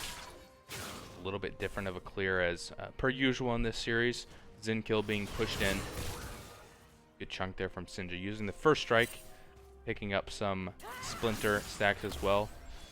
Dongo with a nice trade back on there, using the minions. A nice deep ward there from Majuka as well. Is going to spot out B-Hat on his clear, so they know he hasn't taken his red yet. They have information that this Jarvan is doing a full clear, and they'll know exactly when he gets to his red buff. Alright, I apologize for that. No worries. Nothing too crazy yet. So the most exciting thing is the deep ward placed by Ajuka, using the push he's been able to get in lane to get some information for his team. So B-Hat should be spotted out now. I can't see right now. Oh, I should probably give you visuals. That might make it a little bit easier to cast. Thank you. Per se.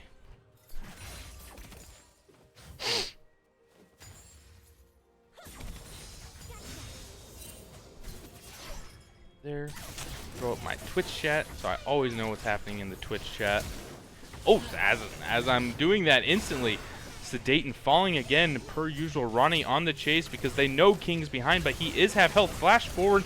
He's going to hit Embody, but Embody's going to be able to pick up King as well. And he's going to pick a double kill over for Embody. So this same script from last game, Embody getting these early kills onto the bot lane. Well And played. if you've been watching Goonz Squad this season, Embody typically is in the top lane for Goonz Squad White. So the role swap down to the bot lane, paying dividends for Goonz Squad. As in the first game, it went really badly for Zinkill in the top lane. It was a Darius versus Ornn matchup. Ajuka got way ahead and was able to snowball the game. But these past 2 games, or at least last game and maybe into this game, as Dongo goes in for a trade on Sinja, we'll see if he's able. Lissandra also, I was thinking, is one of Sinja's least favorite champions to play against. Definitely. King Kublai having to run away from B-Hat. It's gonna foreshadow the dragon, where that's going. And that's so big for Goonz Squad, though, to turn a 2v3. As I was saying in the last game, they didn't get quite as much of it. Also, Embody having the double buffs now. This Ezreal in the early game is so tough, as Hax is just not missing on these routes. He turned on his axe, that's for sure. I guess he's been telling us all along why he's not missing his routes. it's on us for not realizing. Yeah, in the last fight in bot lane, you saw that Ronnie was trying to pop hacks just so he could get excited and then change that fight around again, and it just was not happening. That's so true. I will say I do think, like you're pointing out, that the target selection, man, if we had replay, if we could go back and look at that fight, the target selection was split, as it seemed like Sedaten fell early in the fight, so at that point it was a 2v2 before King was even able to arrive, as Hax just lands another root and a sidestep as well. Big trade gonna come forward by Embody, as Thresh doesn't have the hook, so he's not much of a threat.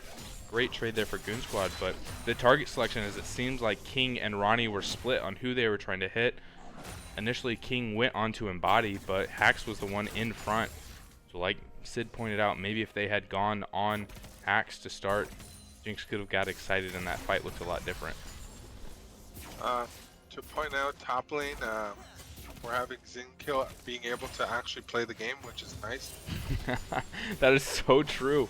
I mean, it sounds so BM, but in these past games, he's averaged at 7 minutes like a 30 CS deficit. So the fact that he's keeping up honestly spells trouble for InfernoWolves, because they're not going to be able to get that lead that they have been in the top lane. Oh, and they're still losing hard. It looks like GSW is going for Dragon, but bot lane Ronnie's world is freezing. There you go. There's Hax able to break that, at least do some of the damage. Just going to turn into a slow push, not too much loss. But if you look at the items, though, Ronnie with the boots only, if he freezes here, it's actually going to feel really bad for him. Definitely. He's got to have... yeah. You'd figure he would have more gold than that. Did he just get back in lane? He died. I don't think he's come back since the death. Oh, okay. And that makes a lot more sense. Yeah, because he's sitting on 1200 right now. Yeah, so that's where all of his gold is. Sedaten's been missing his hooks. That being said, as soon as he does land one, it can just change the entire team fight. So, just like Hax has been landing his roots, the same effect could happen from a Thresh landing a good hook. He-Hat clearing on this bot side, and man, that feels so bad. Ronnie's just gonna have to step away from this wave completely. And look at that, even Embody pushing up, they're gonna proxy this wave and just deny so many minions from Ronnie. Dongo without the scatter of the week available for Sinja. He knows he can go in here and trade. There's the ult and the ignite forward, but King should be able to get Sinja out of this. We'll see if they can turn the fight. It's just going to be a pushed in wave, but B-Hat's looking, does have access to the flash. Sinja needs to be very careful here. B-Hat was spotted out on a ward, though. We'll see if he flash forwards, and he does. Flash forward in the Cataclysm. Does not. A nice flash there from Sinja to avoid the damage, so he's able to live and even better trade back the kill. But the ult by Hax. Hax is just landing all of these long range abilities. This guy has been the difference maker in this series for Goon Squad, as a wave's going to be denied still, and the kill going over to King as well. So while that felt really good for InfernoWolves to escape that play, advantage still over to Goon Squad in my book. Yeah, well, you did vote for Inferno. Just throwing that out there. I was the one that chose to go for Goon Squad because I had faith. Man, I'm already catching flack for my Goon Squad, but I'm gonna be honest, when I see Sinja on either two of these teams, man, yeah, I'm a big Syndra fan. Oh, not Sinja, hear me, Syndra the champion. Are you sure? I think you meant Sinja. No. I mean, you did. I'll keep my personal qualms out of it. I am personally a Sinja fan, but on the Rift, I'm not a Sinja fan. As he did knock me out of the playoffs last year. He did. Well, let's see. Going forward, misses the W. B-Hat was looking, maybe if B-Hat had landed that W, he does have the ultimate, so B-Hat could have followed up on that. But none the rather, gonna drop the Rift Herald, get some more gold onto Dongo. I can't overstate the difference of Goon Squad from that first game to these last two games. Completely agree. Nice ward there Gonna be able to spot out King, but they're not. But they have the lantern. He doesn't even have to hide this gank. Hax is gonna be the first to fall. The kill is gonna go over the shutdown to Ronnie, and Body's gonna be able to escape. But great play there from Sedaten, able to lantern in his jungler. You would think that Ward would be able to spot out that lane gank, but Thresh neutralizes it completely. Yeah, well played with the lantern back. Not often enough utilized, in my opinion. As I said, a lot of times Thresh is just used for the disengage, not so much the engage. That was well played by Sedate. For sure. And as we praised Zinkill for his the flash forward, they have that ward there. I wish the directed camera would point me over Ronnie, as he's so low right now. They're gonna continue to harass him. Ronnie's gonna have to walk all the way back between the tier 1 and tier 2 again. So a nice stop of the back is gonna deny at least one wave. Yep, and Embody still roughly 28 CS ahead, maintaining that. It's been a back and forth, but we'll play it, honestly. Yeah, but as we were praising Zinkill earlier in the game, back to my statement, if you look at the CS now, Zinkill has not been able to maintain that closeness. I don't think this is nearly as bad as the other games, and he's definitely on a champion that as long as he has his R key connected to his keyboard, he has the value that they drafted this champion for. Completely. That being said, he isn't as far behind as he was in the last game, so he still has more value than before. Oh, double hit by Hax, and he's going to be able to pick up the ultimate as well. As B-Hat is here on the counter gank, and the Cataclysm is going to go down on Ronnie World as King is isolated from his teammates. B-Hat holding off both of these members. He's able to take down Sedaten to start, and Ronnie is going to be the next to fall. Hax is going to pick up that kill as a great counter gank there from B-Hat, as the Thresh Lantern trick did not work that time. Definitely. Also, again, great route by Hax to catch the Ronnie's World right at the end there, and now they get to turn around and grab Dragon for it. Yeah, this is one thing that Goon Squad hasn't been the best at, is stacking the dragons, but or actually any of these teams. I think InfernoWolf's got 2 dragons to start in the last game, but this is the first time as Dongo Licker has the ultimate, has the ignite. This should be enough to take down Sinja. Sinja's going to pop his ultimate, which is going to be enough to deter Dongo flashing forward. There's the Ezreal ultimate and the Lux ultimate as Sinja falls again to the long-range ultimates of Goon Squad White. They are not missing. No, they are very well, and I wouldn't consider it a roam considering the range involved, but yeah, well done, both of them. We had both Lux and Ezreal all the way moving up by the blue ward, or blue monster, I forget its name, to go ahead and do those ultimates from there.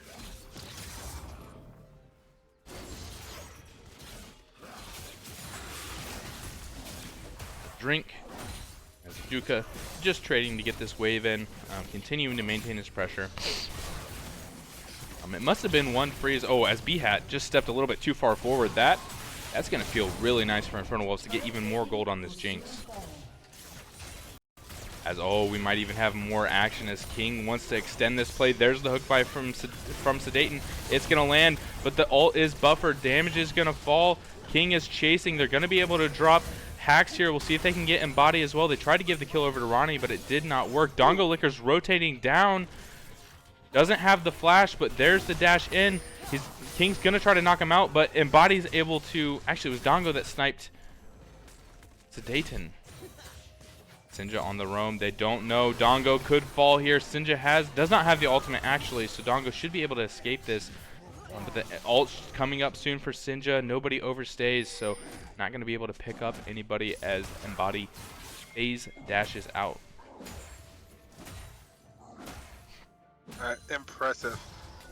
Both teams, the roams that are going on in bot lane. Again, top lane, kind of a lonely place, it seems. But bot lane is just being, and even mid is just being roamed upon constantly. Well done. Yeah, all things considered, I'd say this is actually, as bad as this early game looks for Zinkill, this is the best of the 3 games so far. Yeah, definitely, even considering, I think at most he had about almost 60 CS. Last game it made it to, by the end of the game, it was 100. Oh, sorry about this game. I think it got as high as 60, but it's already been reduced again. Vihat just being a menace in King's jungle right now.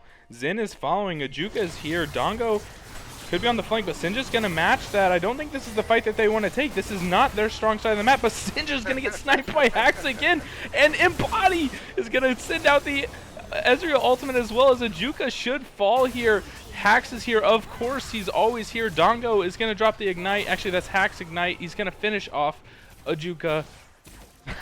I just can't stay it. I think so far Hax has to be the MVP of this series. Definitely. Not much in the first game, but in the second and third game now, I believe. Definitely way better. Well played so far, Hax. And as we said, again, that fight, Sinja gets caught by the Lux ultimate. And so this is what's so interesting to me. If we go back to draft, InfernoWolf's based on their bans, as Embody barely misses out on that hook. Based on their bans, they were basically saying that this game was not lost in draft. These players can play these champions again. It was all down to execution. And Goon Squad White showing that if you give them these champions, I mean, this bot lane has carried both of these early games for this team. Definitely. Also, my earlier point regarding sides, clearly side is not an issue for Embody or Hax on those champions. This could be very cheeky. There's the grasp started out by King. It's going to catch out. I assume Hax falls here. The kill is going to be given over to Ronnie. Finishes that kill off. As Dongo goes here on the flank, he instantly is going to be able to pop down Sedate, and there's the Thresh Lantern. The Ignite is going to have to be expended. There's the TB by Ajuka. They're looking to turn this fight. The slow by Ronnie. This could be really good for InfernoWolves. Ajuka's trying to get in there. There's the Jinx ultimate to finish him off. And meanwhile, Bhat going in on Sinja, forcing him to flash as he crashes the Rift Herald in. And Body was able to get out, but I would say overall, I think... as the flash forward by Bhat, a great scatter of the week to deter that. And the minion block is going to make Bhat take so much damage. And there's King. He's going to try to finish this off, but the flag and drag has to be up. Did he miss? It just wasn't up on cooldown. There's the scatter of the week. It's not going to be enough to shield. Oh, no. Oh my goodness, if that had hit Syndra.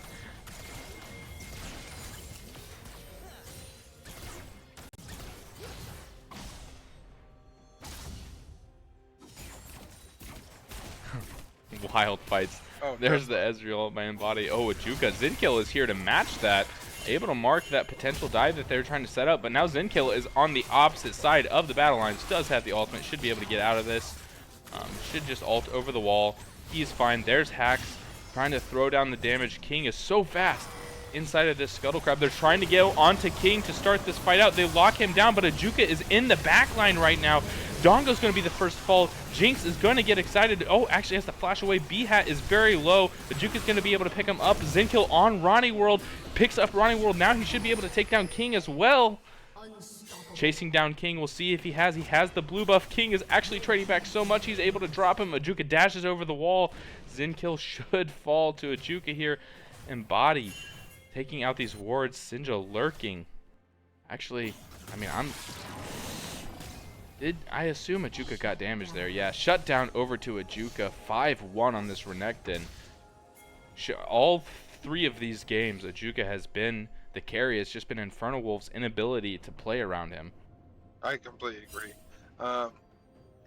This dragon still highly contested, it seems. It appears that Inferno doesn't want to give it up and potentially get them soul point. So they're pushing that bot, and looks like Jinx is going to push out mid to contest that dragon again.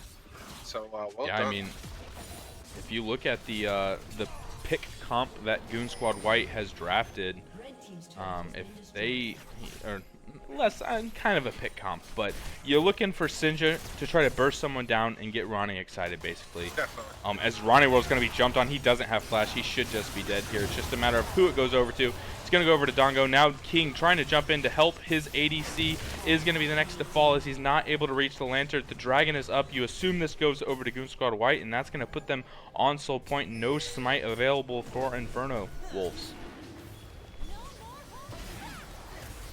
And of course, death, taxes, and Sinja being hit by Hax's ultimate. The three things guaranteed in life. There's still a tower here, gonna dissuade any further fight there. Dragon gonna be turned back on for the team.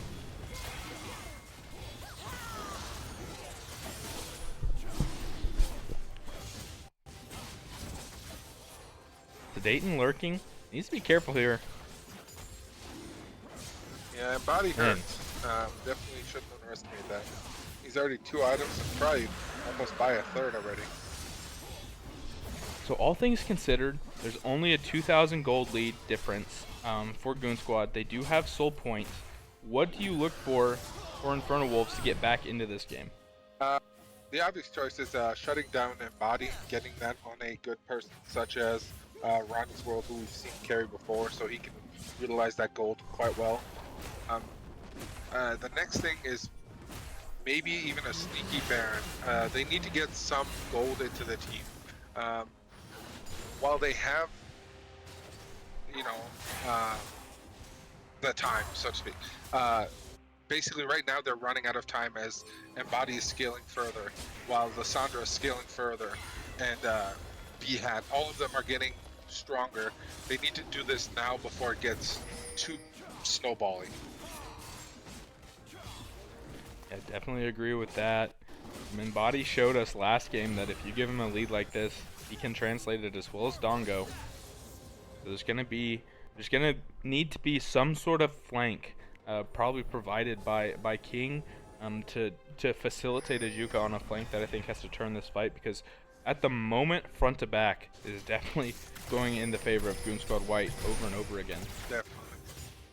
And I mean, it looks like they're trying to funnel as much gold as they can into the Jinx, even giving some of the jungle over. But I don't know if that's going to be enough. You need to shut down the Ezreal, prevent him from farming more. That's where it's going to matter.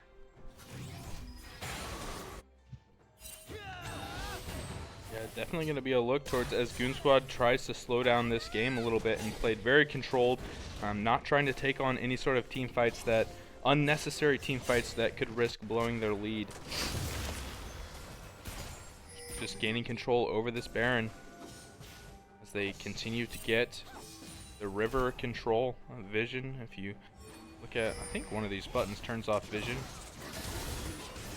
Oh yeah. Oh, as I'm messing with vision, King being jumped on, I'm gonna be able to escape, but I think it was my F1 button. If you look at the vision around that Baron, InfernoWolves has no idea what's going on as B-Hat's going to jump in. A nice hook there from Sedaten, but he's able to Cataclysm forward, and Ronnie's going to drop instantly by Embody. There is a tower there to hopefully dissuade this, but King's going to be the next to fall on the backline. Ajuka's trying to get a flank, but Dongo Licker easily able to shut that down instantly. Sinja and Sedaten are the last to live, and Zenkill still has access to the ultimate. We'll see if he's able to pull off a dive here. He should be looking for Sinja. He goes in on Sinja right here. Embody, oh man, gets the kill on both of them. That's going to be the tower. That's probably going to be the Baron. And I mean, unless anything crazy happens, this is looking like game 3 going to Goon Squad White.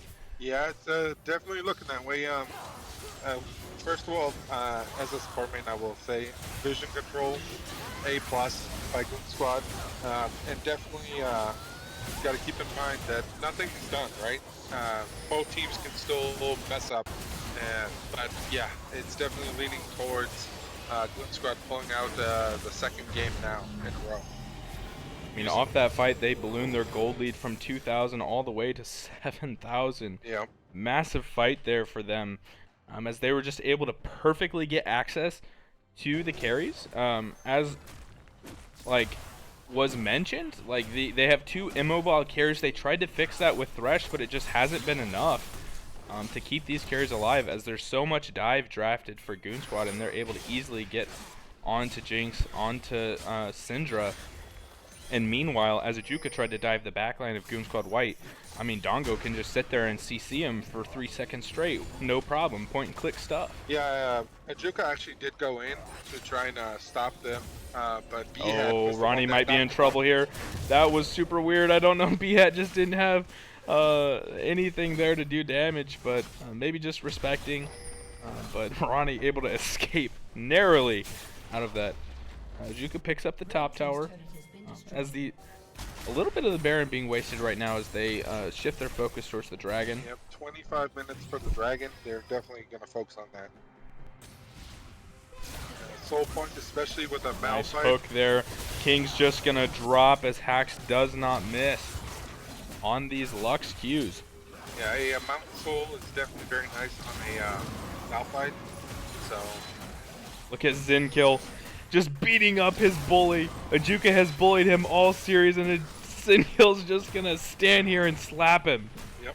As Ajuka tries everything to do damage to this Malphite. But unlike other games, Zinkill on this Malphite actually has equivalent items to stand up to his bully. Dayton caught out here on a ward. Embody Hax going in. There's the Jinx ultimate. Sinja is here. He's going to try to ult Embody. It does not work.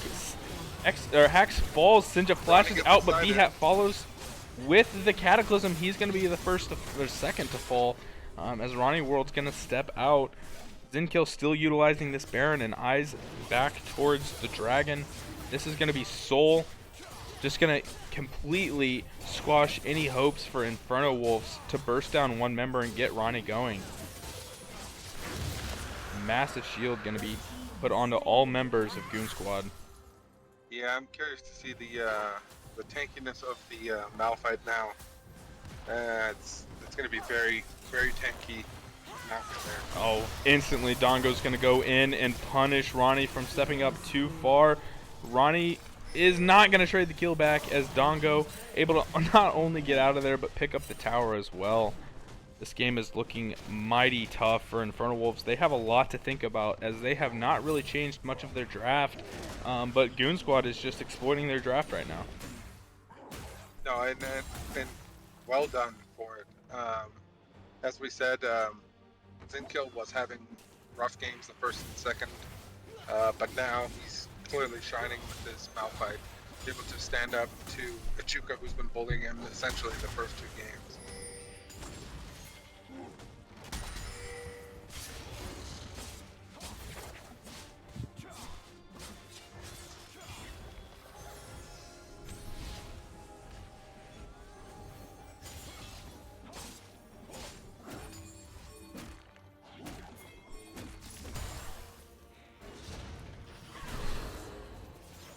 Careful about grouping like that.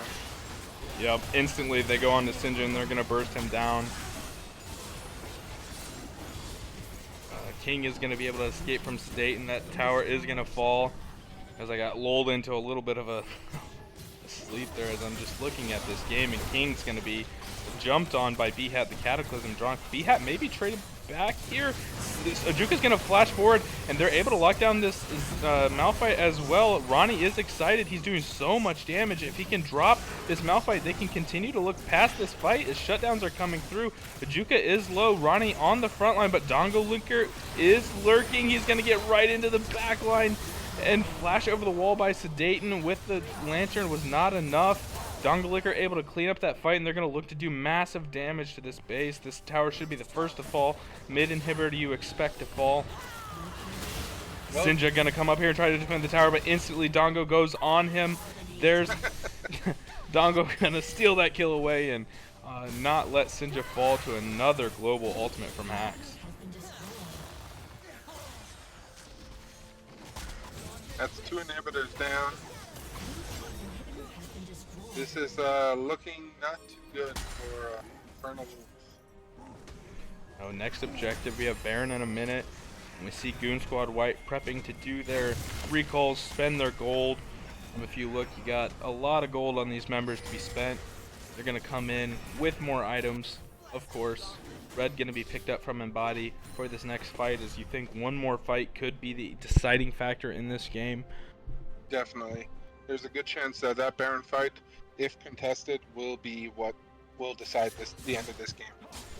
Because death timers are getting longer now, so that even if InfernoWolves pulls it out, there's a good chance that most of Goon Squad's base would be gone.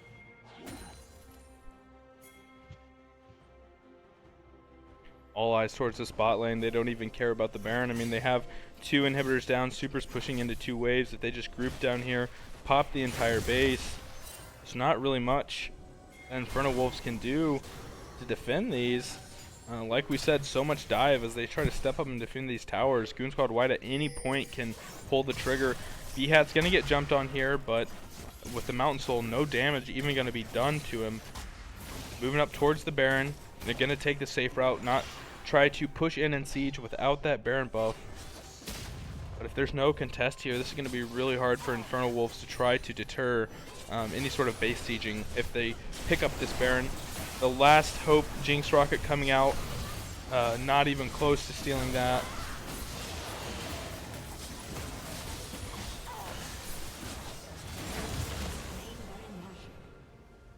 Red team has slain Baron Nashor, as the announcer states.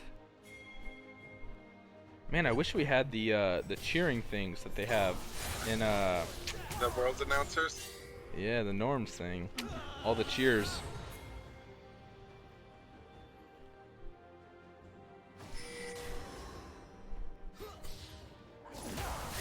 Five members pushing in here on the base. Goon Squad White looking for the end. Once one of these carries oversteps, instantly you think that these engage buttons are going to be hit from Goon Squad White. Ronnie and Sinja have to be so careful. There's the Scout of the Week. Thresh goes in. There's the Maokai ultimate, but B-Hat turning that around. Dongle instantly takes out Sinja. Ronnie on the backside trying to trade away onto Zinkill. Zinkill is going to fall. Ronnie's excited, but these towers are falling. One tower has fallen. Two towers have fallen. Dongo on the backside able to survive a Juka. Juka trying his best to put up some resistance. B-Hat going forward onto Ronnie. Ronnie should be able to pick that up. Dongo should fall here as well. Two members up. We'll see if Ronnie can hold this base. And Body going for the Nexus. He's going to turn his eyes on the Nexus and finish it off. Double kill over to Hacks to finish the game. Well, Goon Squad pulling out the second victory back to back, now starting to form a momentum. I hope that the teams both take their time, analyze what happened, what they need to change for the next game, and I'm excited to see if Inferno can turn this around, stop the momentum of Goon Squad. Yeah, for sure. Back-to-back drafts, looking a little rough for InfernoWolves, so we'll see if they take some time to analyze, as the teams are already in the lobby, almost ready to go. Start making up these drafts. Sid, what is your input on what InfernoWolves should look to change up in their drafts to try to get some sort of advantage? I would definitely say that one of the things that they need to do is they need to look to change the bot lane. They can't keep having Embody on Ezreal and Hacks on Lux. The rest of the team kind of keeps changing back and forth, but they need to get those two off. They clearly are comfort picks, and they're doing very well on it. So true. Sorry, I'm getting these drafts set up for these two teams. With that, I think we might put it to a little bit of a break. I don't think the teams are quite ready to draft yet, so play some music and hold on.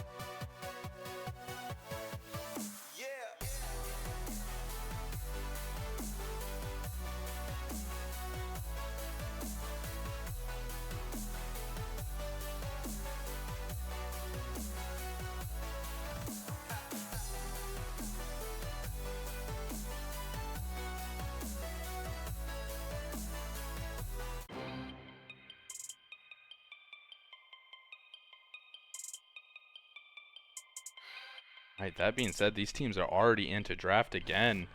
We'll see if anything changes up from these drafts. So far, oh, the Ezreal ban is different, so a little bit of an adaptation. I guess I haven't sent Sid the draft link yet, so he probably wants that.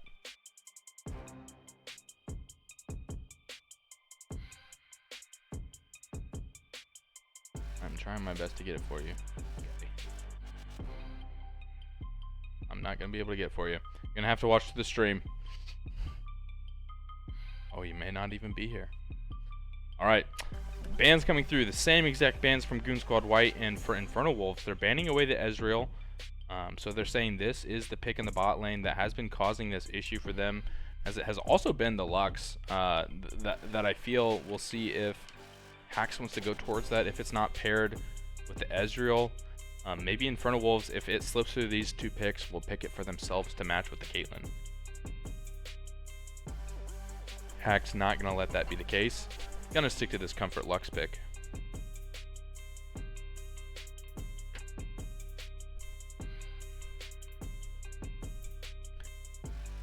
Ashe is going to be the champion that Embody is going to decide to pilot down here in the bot lane.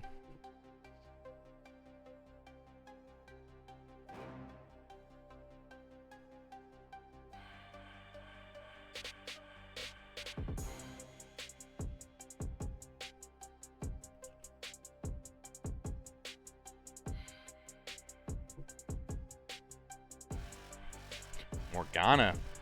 If you think back to game 1, Caitlyn Morgana was the bot lane that gave InfernoWolves the advantage against Embody and Hax in the bot lane. Shooting for that.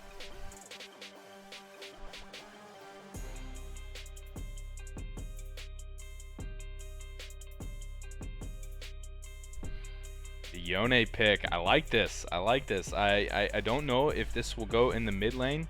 This seems like a Sinja type pick, but at the same time it feels just as much of an Ajuka pick. So I think this could go either in the mid lane or the top lane. Jarvan being picked for Goon Squad White. B-Hat played that champion very well last game.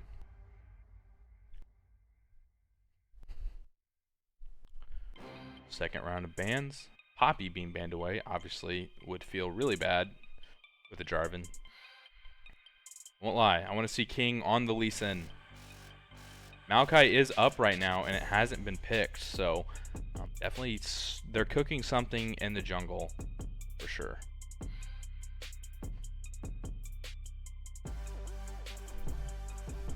Darius going to be banned away. Try to protect Zinkill from those matchups that have been so hard for him. I will say last game was his best in terms of neutralizing matchups.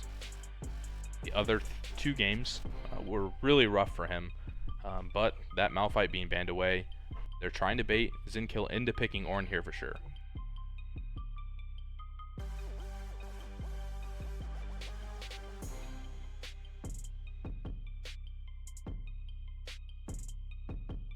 The set being the adaptation, leaving the counter pick for the mid lane. Zinkill, I would assume this goes to the top lane. There are some shuffling arounds that could happen, it being flexible, but knowing that Zinkill does play set, I would assume that's who's going in the top lane, and we'll see what Ajuka's answer to a set is.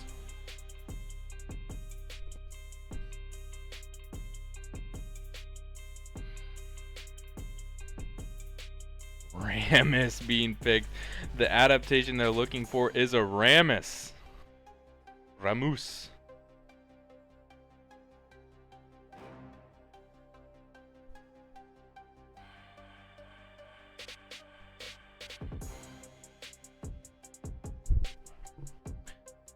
See what this pick is. This next pick should determine whether Yone is going top or not. Silas being picked for Sinja. This is exciting.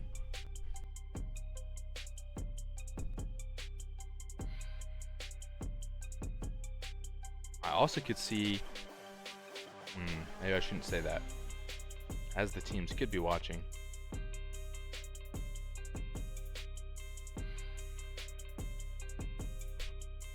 We'll see what the response is in the mid lane for Dongolicker. He's going to stick with the Lissandra. I mean, that worked out so well last game. No reason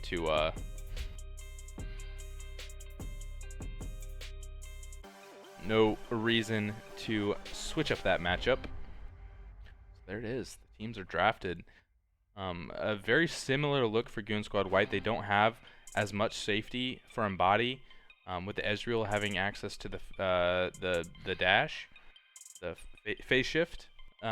on the Ashe, he's going to need to focus on positioning a little bit more with the Sylas, with the Yone, the Caitlyn having more, actually I think Ashe has more range than Caitlyn, but you get caught out by one of these Morgana bindings and then trapped in there, it can be detrimental, and this Morgana could also be a very good pick to try to counter these bindings that Hax has been landing all game. So I don't know if Sid is here or not, but once he's here, he's going to start the predictions in the Twitch chat.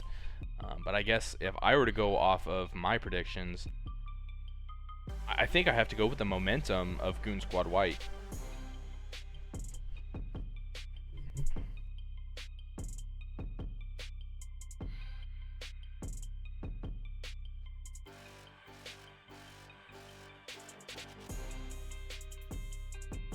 I like Goonz Squad White just because of the momentum, plus just the way that BHAT's been able to play around this mid-jungle duo.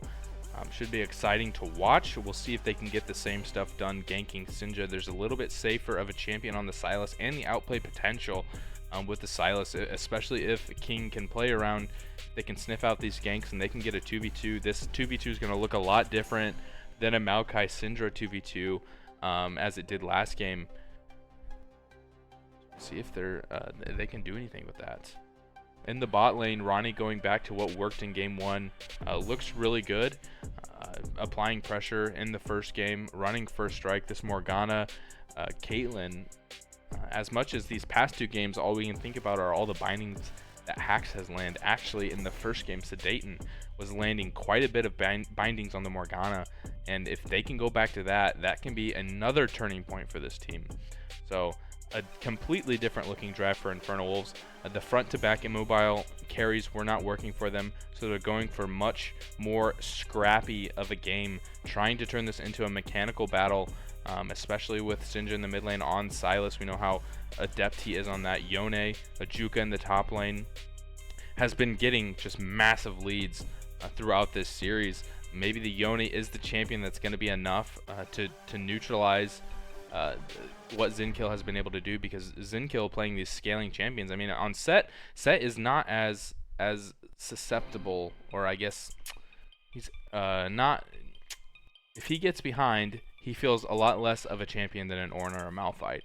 So if Ajuka can build the same kind of lead, that can be the pressure point as well. So that being said, I'm going to go with Goonz Squad White because of the momentum, but InfernoWolves drafting themselves a lot more tools this game to turn this game into a scrappy fight. With that, going to send it to a break as we load into Summoner's Rift.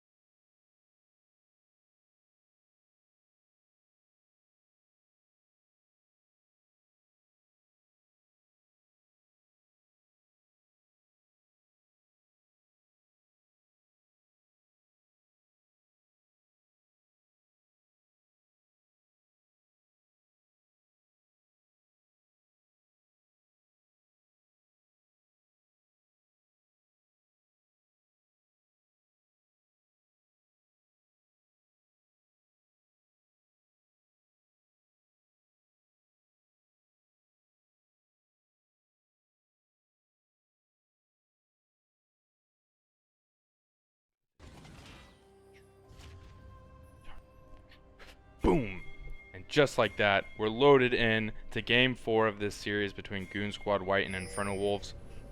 Last game, last 2 games actually, very similar drafts for both the teams, and Goonz Squad White able to execute and carry up. Kind of what I was saying in the draft was there could be some cheeky invades that InfernoWolves can pull out.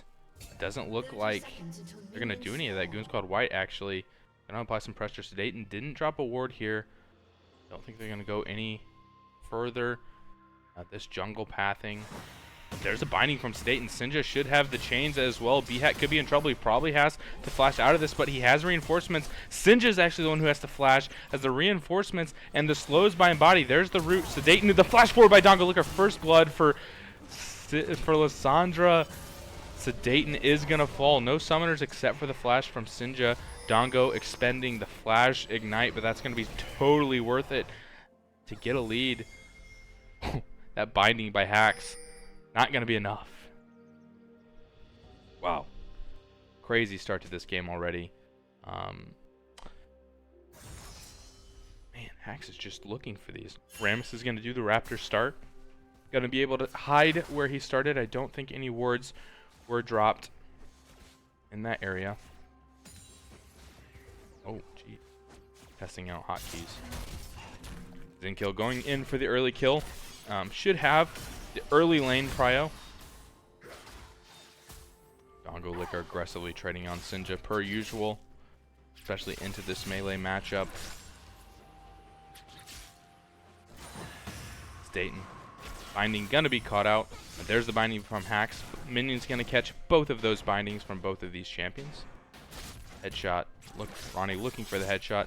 Zinkill coming forward, using the minions to stun up Ajuka. He is able to get 4 punches off the Hacks, or the binding from Hacks is going to land. Sedaten hits 2 first, though. They're going to turn this fight onto Hacks. Ronnie flashes forward to pick up the kill. Embody's going to be the next one in trouble. Level 2 is, he does have the Ghost active, so going to be able to escape out of that one, but the Summoner spell, both Summoner spells used from Ronnie, able to pick up a kill.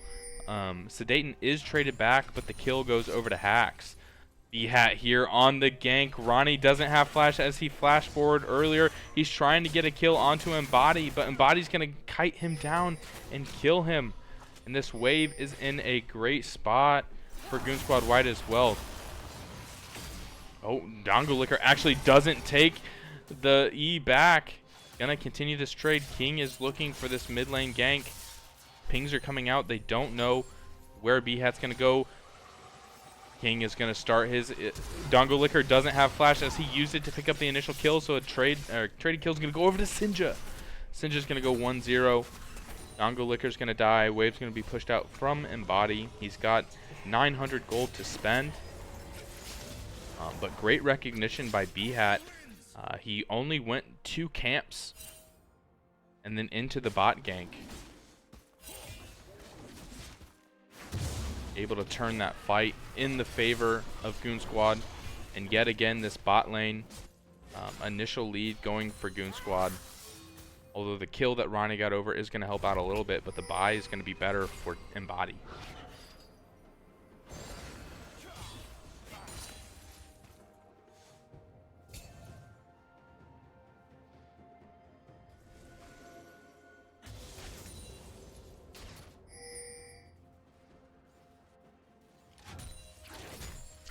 As things start to quiet down, the dragon is going to be spawning in 45 seconds.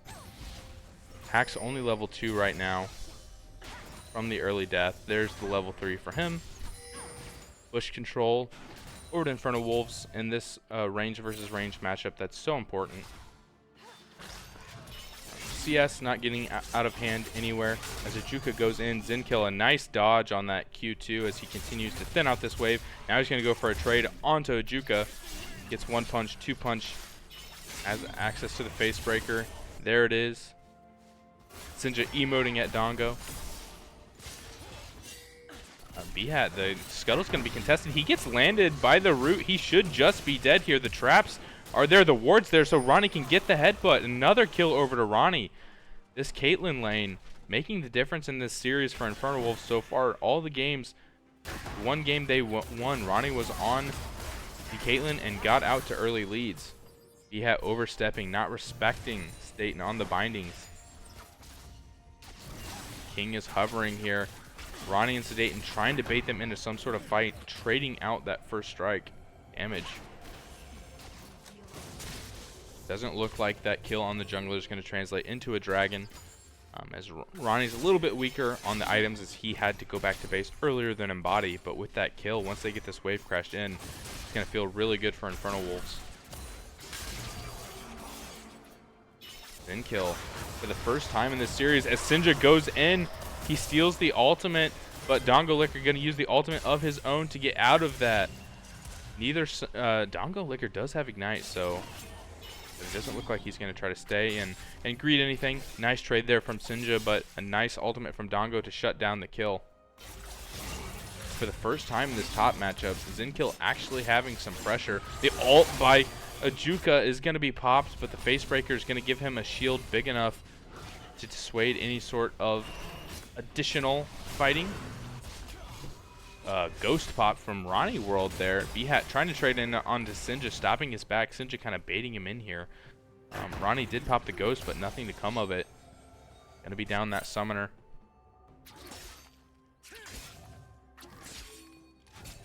Zinkill has not used his ultimate yet. See if he can get anything onto Ajuka here. Sinja hasn't backed in a while, sitting on 900 gold.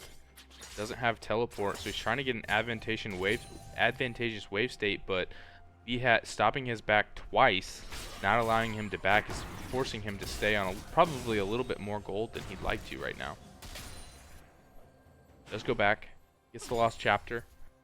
Lost Chapter feels really good on any sort of mid lane mage. Get a lot of mana back.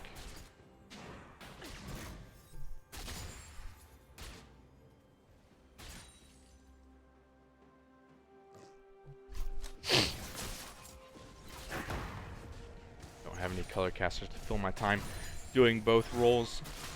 No plates picked up here yet in the bot lane as Dongo's roaming down. Flash on both of these members, a nice dodge, but Dongo Liquor is able to get the ultimate. I don't know if Dayton had the spell shield or not, but just disrespecting the lockdown of Syndra. Had the flash as well. Ronnie World expends his flash, but Dongo picking up the kill.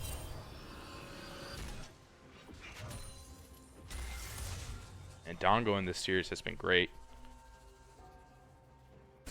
The first game was rough for him. Sinja got super far ahead on the Syndra, but since then he's just been controlling. As we know from Sinja, he's known for roaming quite a bit and getting active in these side lanes, but Dongo Liquor has just done better than him this series.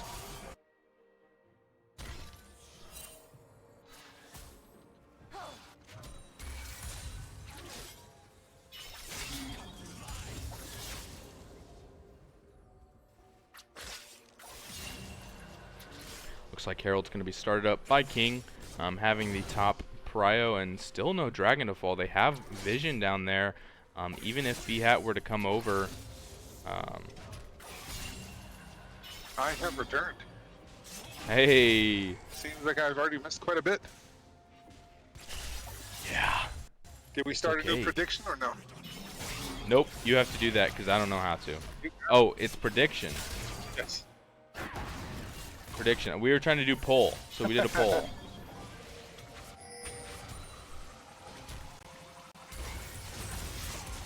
Oh man, great survivability by Zinkill, and that's going to be enough for Goon Squad to pick up the dragon. Juka trying to keep him here. The next wave is coming in. They're looking to redive on the next wave. King going in a little bit earlier, but knowing that he doesn't have the Facebreaker, he's going to be able to escape that tower. They're able to pick him up, crash 2 waves, get the Rift Herald, and they're going to pick up 3 plates. This is what we've been looking for in this series. Ajuka can get massive leads in this lane, but the team has not been able to play around him in these 3 games. Even the game they won, it was more revolved around Sinja in the mid lane. If they can turn their focus to Ajuka here, they've put him on a champion that's better suited to just absolutely dominate the side lane 1v1. It'll be interesting to see once these two champions, Set and Yone, get further on into the game, who can... I feel like it's a skill matchup. Isn't this a mirror matchup or identical matchup of game 1 for the bot lane? The Ashe, was it an Ashe the first Jinx. game? It was a Jinx. It was a Jinx, yeah. But the support mirror matchup for sure, and it's obviously been paying off as Hax is looking.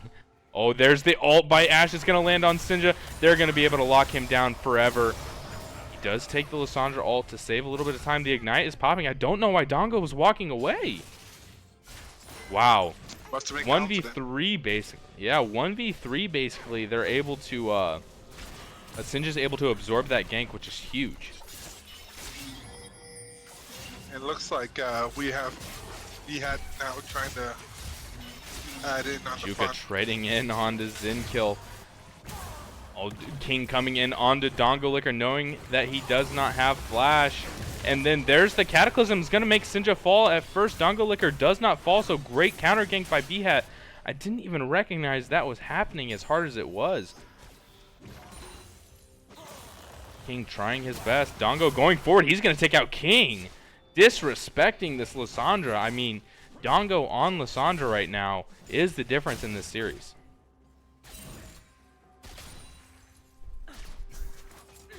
Dongo is definitely pulling ahead. It's interesting to watch. Definitely is. As the Soul Unbound gets popped back, Ajuka does have the ultimate, but Zinkill still has the face breaker. There it is. There's the... And he pulls him back into the tower. Zinkill showing a little bit of opposition in this matchup. Not going to be enough to kill, but he survives. See if Ajuka looks for a dive here. He has the Q2 dash. He tries to flash forward. Yeah, that looks so weird. Luckily, that face breaker timing. Yeah, well Once done. again, saving Zinkill. Well done. It's also nice to see him not get bullied again this time around.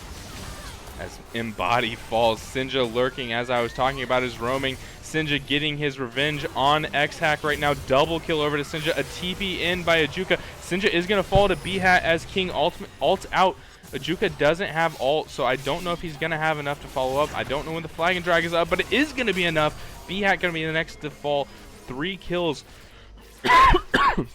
Unfortunately, landing on Sedaten for the kill, but well done nonetheless to stop everything that's been going on. I mean, still 2 kills to Sinja. But that being said, I was thinking, even though he survived in the mid lane, Sinja gets hit by another global ultimate. Yes, he did. Oh, Lord. I love picking on Sinja. Great guy. Now, I obviously... Of course, as I mentioned before, I pick on him because he knocked me out of the playoffs, so. Correct.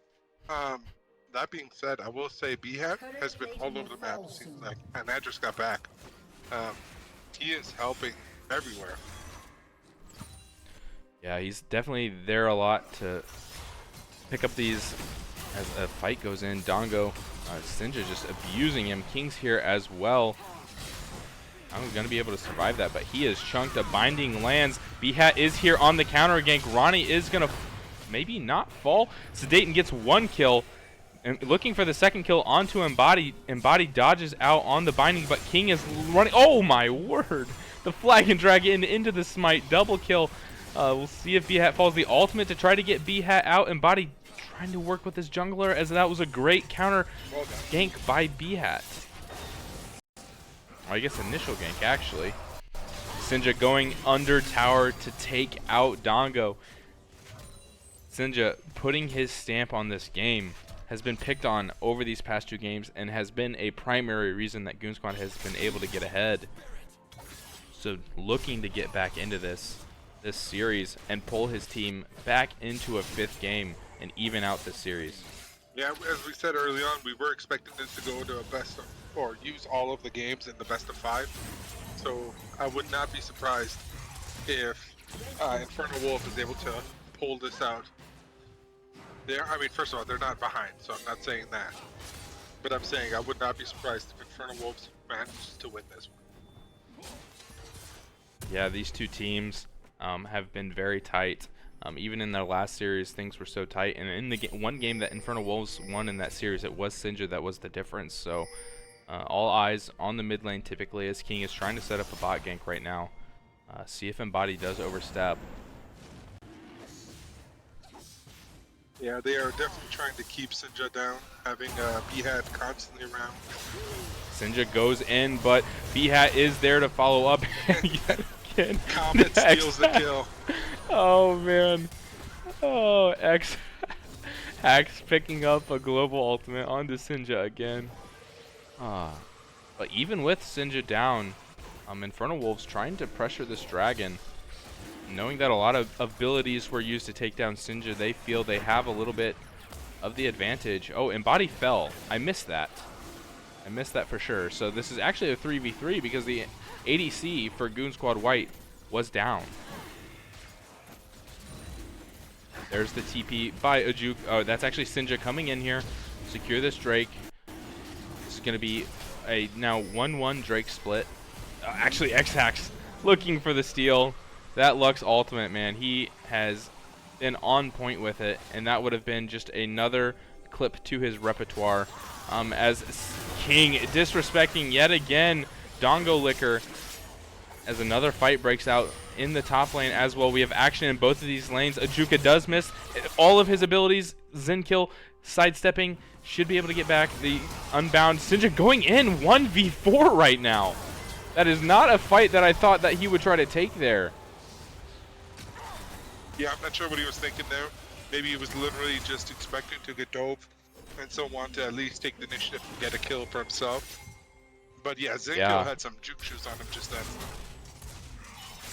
Zenkill still trying to soak up this damage. There's the face breaker, everybody's favorite ability.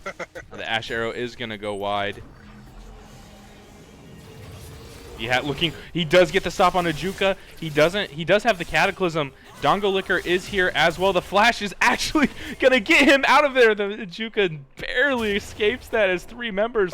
But Dongo Licker comes back over. He gets blast camped over by his own team. I don't know if that was on purpose, but that ends up killing him. B-Hat may have just killed his mid laner.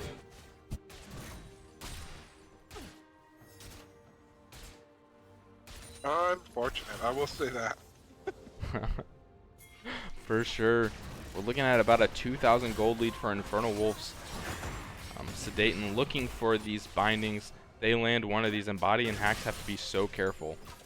That being said, kills are even, so no one has individually any giant lead, it would appear. King looking towards this mid laner. B-Hat will be here to counter engage, but Embody's going to fall instantly. He elected to go the Ghost this game.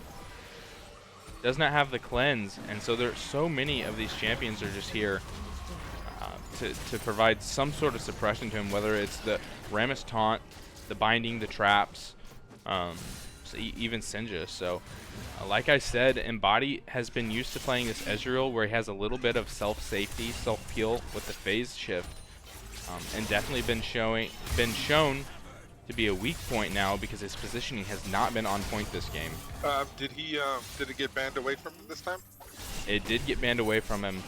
So that was the adaptation in draft, as well as a lot more skirmishy of a comp, as Zenkill gonna try to be chased down by Ronnie. Just does not have the speed or the damage to get through the set at this point. Also doesn't know who is lurking in the jungle, doesn't want to overextend. Yeah, also using the Rammus by King Kublai, just in case Embody does get ahead of it, is also a pretty good choice. Being able to lock it down, plus the anti-heal, plus the thorn damage. Great way to go, to have the Rammus just in case Embody does get ahead. Yeah, I have played this matchup Ashe into Rammus, and it feels atrocious. As 3 members here trying to catch out Ajuka, he's gonna get pulled in. There's the binding. 4 members actually here, and the ult. They're using so much to shut down this Yone, and it's gonna pay off as they pick up the kill. But like I said, a lot of tools used, so InfernoWolf does still have a little bit of options. Definitely. And they are still maintaining that even 13-13 currently. It is it's really crazy how these kills. You see one person get caught out, but it turns out someone else already got caught out as well. They're really maintaining those even kills. Yeah, but and if you 2 of the 3 towers that have fallen for Goon Squad White have been the result of a Rift Herald. So King, prioritizing those Rift Heralds, has been able to take down 2 towers, both top and mid. We do have Dragon in 50 seconds, so that's coming up real soon. TP in here by Zinkill. Quite aggressive. He's half health. There's the match TP by Ajuka. This is going to be a 5v5, but I would say InfernoWolves has the initial advantage as B-Hat has locked people in the Cataclysm. But there's Ajuka in on the backline. He's able to pick up set. Sinja's able to knock down B-Hat. And then now Dongo is the next to fall. Embody is so low. Health bar so low for everyone. If Embody... Does Caitlyn have the ace in the hole? She does not. So there's the Ash Arrow on, but King is here to protect his ADC. The flash forward by Ronnie is going to be able to pick up a double, or just 1 kill for him. King picks up Lux, and there's a tier 2 mid. Dragon's going to be on the table. This is a massive swing. Yeah, and lots of summons used, including the teleport from both top laners. That's the only teleport left is for Sinja. Curious how he's going to utilize that after this Dragon. Yeah, I don't know if the call was that they didn't think that Ajuka had, if he had teleport, because it seemed like Zinkill was almost making that call thinking that he could make it a 5v4, but instantly Ajuka matches that TP, and with the state of the game, a 5v5 skirmish is not what Goon Squad White is looking for. Yeah, also Zinkill went very deep by himself.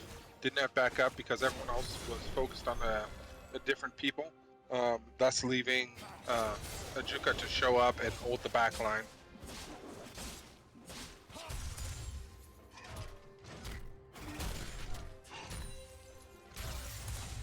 Yeah, that being said, at least the CS is even for Zinkill. Has been a tough point for him. The Hullbreaker picked up for Ajuka, so he's looking to apply pressure in these side lanes by himself.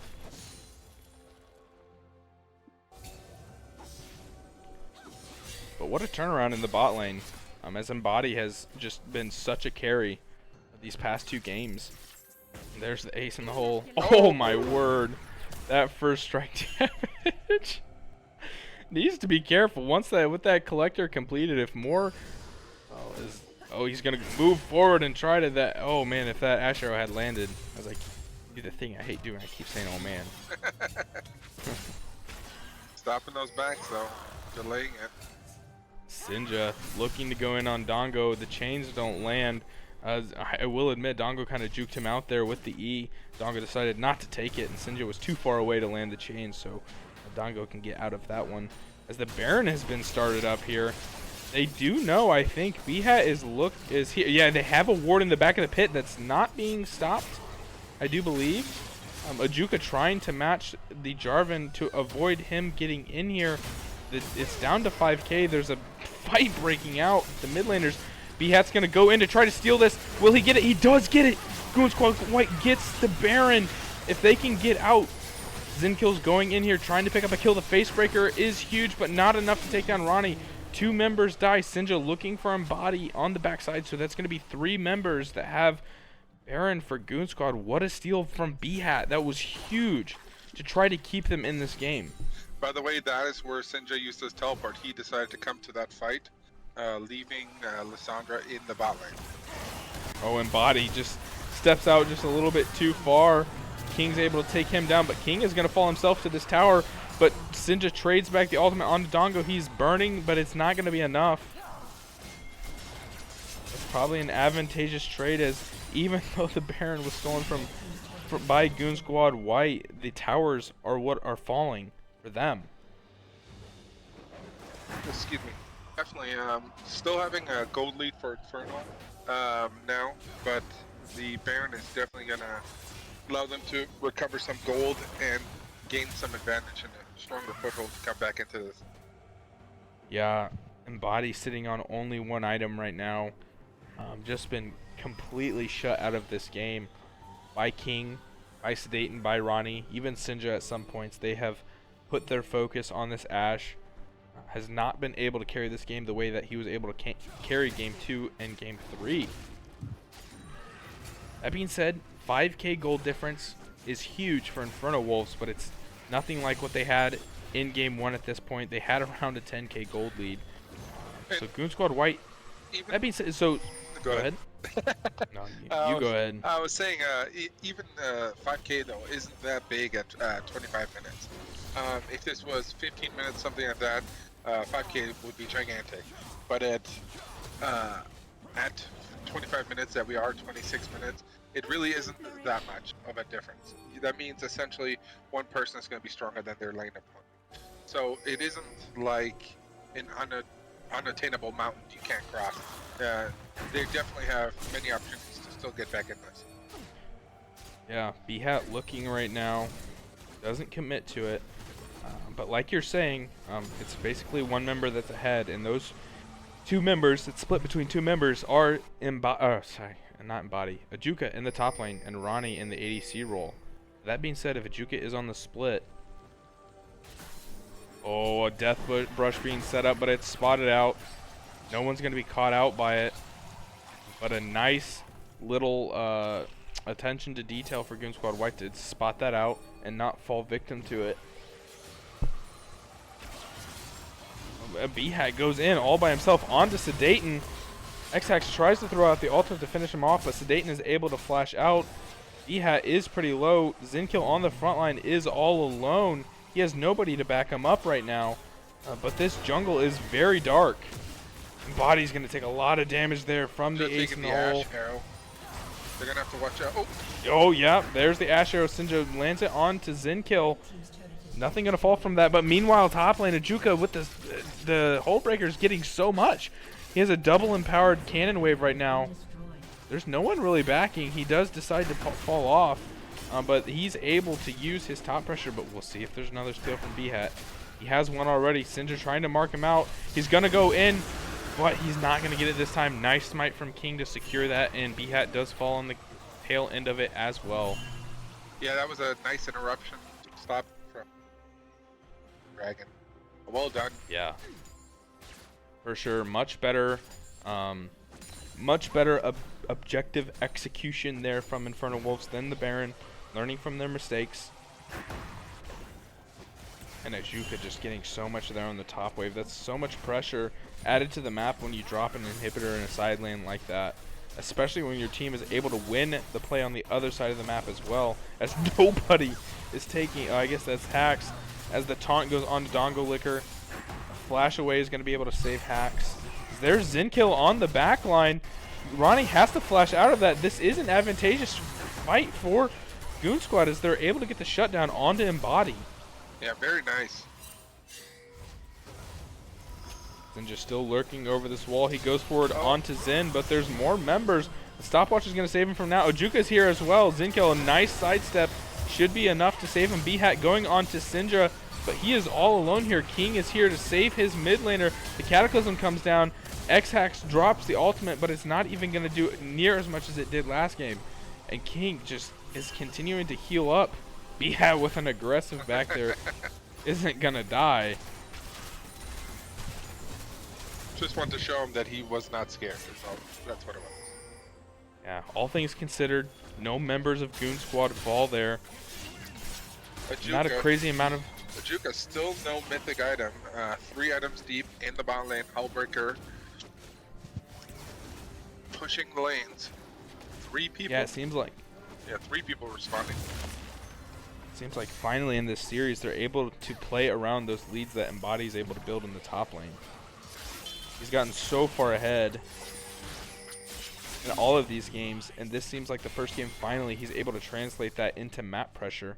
Well, I should say, okay, the past 2 games. Game 1 obviously was able to translate into map pressure, but these past 2 games have not been able to play around those leads that he's built. It's very nice to see that InfernoWolves is able to retain their mentality and stop the momentum of Goonz Squad, not taking it and, you know, maintaining the fight basically. Yeah, for sure. I mean, that makes total sense. You would think losing 2 games the way that you did, kind of getting stomped. Zinkill, you don't realize he has a hold breaker. He has so many resistances. You do not win that 1v1. He had able to flag and drag over the wall, but King follows him with the ultimate. B-Hat falls as well. We'll see if this is enough to end the game. Eyes go towards the Baron. This is going to be a big push, as Ajuka doesn't need to stop, I think, in the side lane. They have enough damage here. Yeah, he's going to keep going. This is going to be able to, this is going to allow his team to get a free Baron. They have to send resources down there to stop Ajuka. Yeah, even if they manage to kill Ajuka with the shutdown, it won't be worth as much as the Baron that they were getting from it. But he doesn't even die for it, so. Yeah, Ajuka is definitely a threat they need to address. That's for sure. I mean, this man has had top kingdom in all of these matches. Yeah, this game and the last were the closest for Zinkill, and even by calling it close, he was still winning, he being Ajuka. For sure, Zinkill definitely in lane presented some resistance. Sedaten picks up that red ball. Oh, I feel like there was typing or something going on, but that's so silly. You know, you don't understand how much that health regen really helps support, okay? Well, I mean, let's be honest, Ronnie already had a red buff, so he didn't need another one. And then but the King refresh still gets... That's true.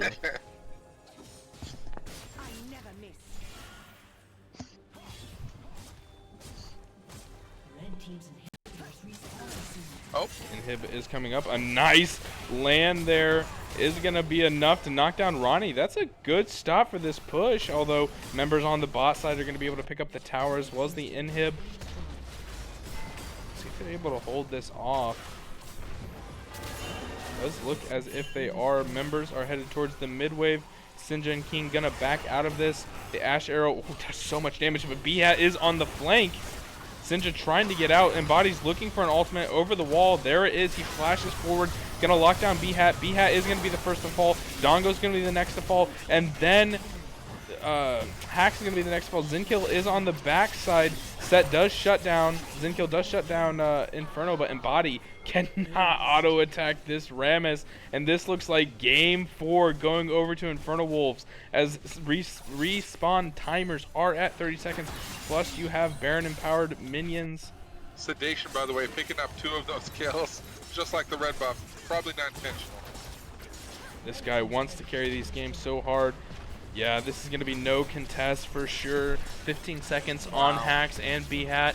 Game 4, we're going to a game 5. As we called it at the very beginning, we were expecting a game 5, and here it is. These teams have had multiple weeks now playing against each other as the very last game before the playoffs and the very first game in playoffs for both of those teams. So they've had plenty of research on each other, and they're, as you can see, are out for blood, both teams. Well done. Yeah, I have to admit, this is pretty epic. This is our first game 5 in Slash All history as well, so this one should be hype. We'll see what the teams have in store for draft.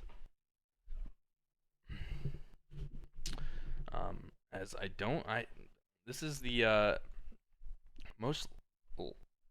Let's just throw it to a break as I get a state of the teams and get the drafts set up.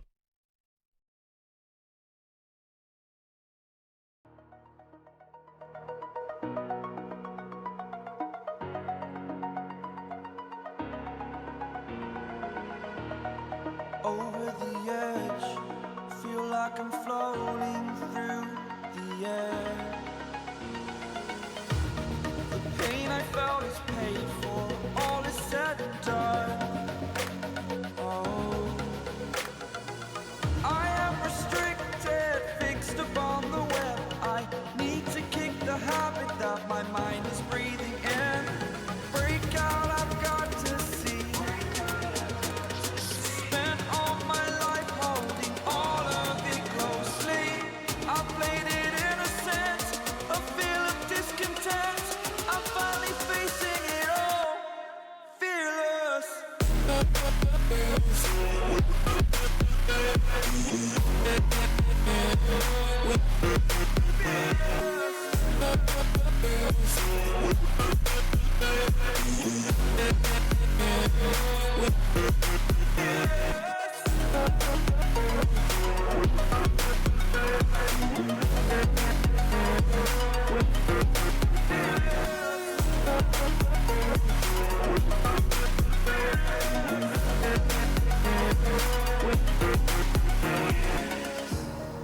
Burning the bridge that keeps us.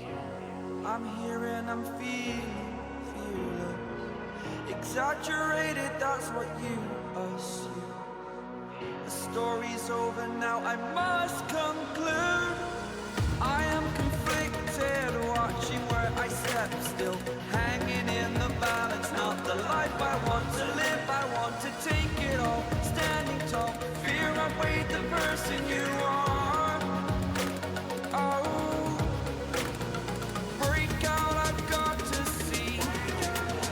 Spent all my life holding all of it closely. I played it innocent, a feel of discontent. I'm finally facing it all, fearless.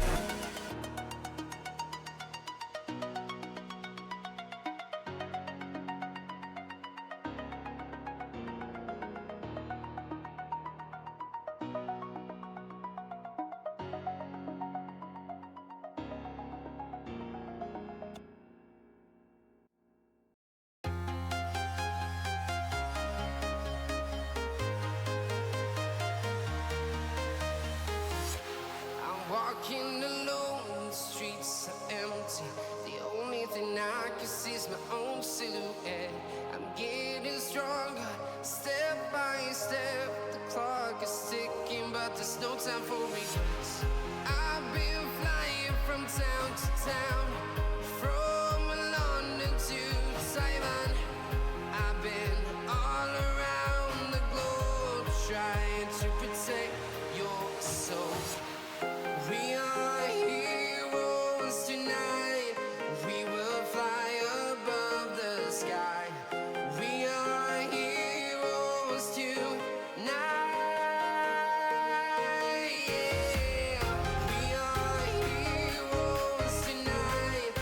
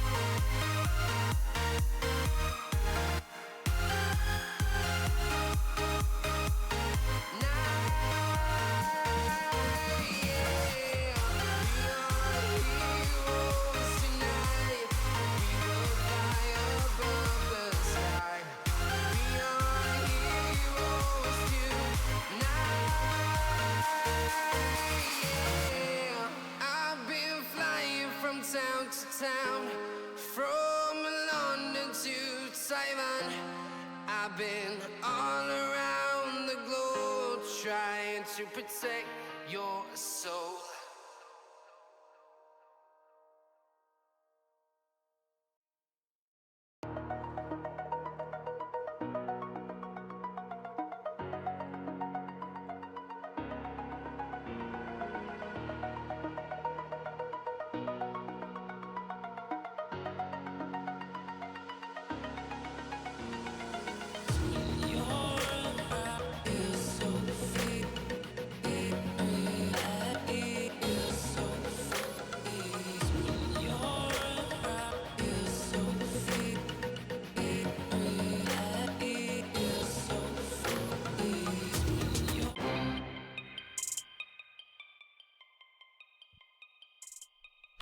All right, slash all.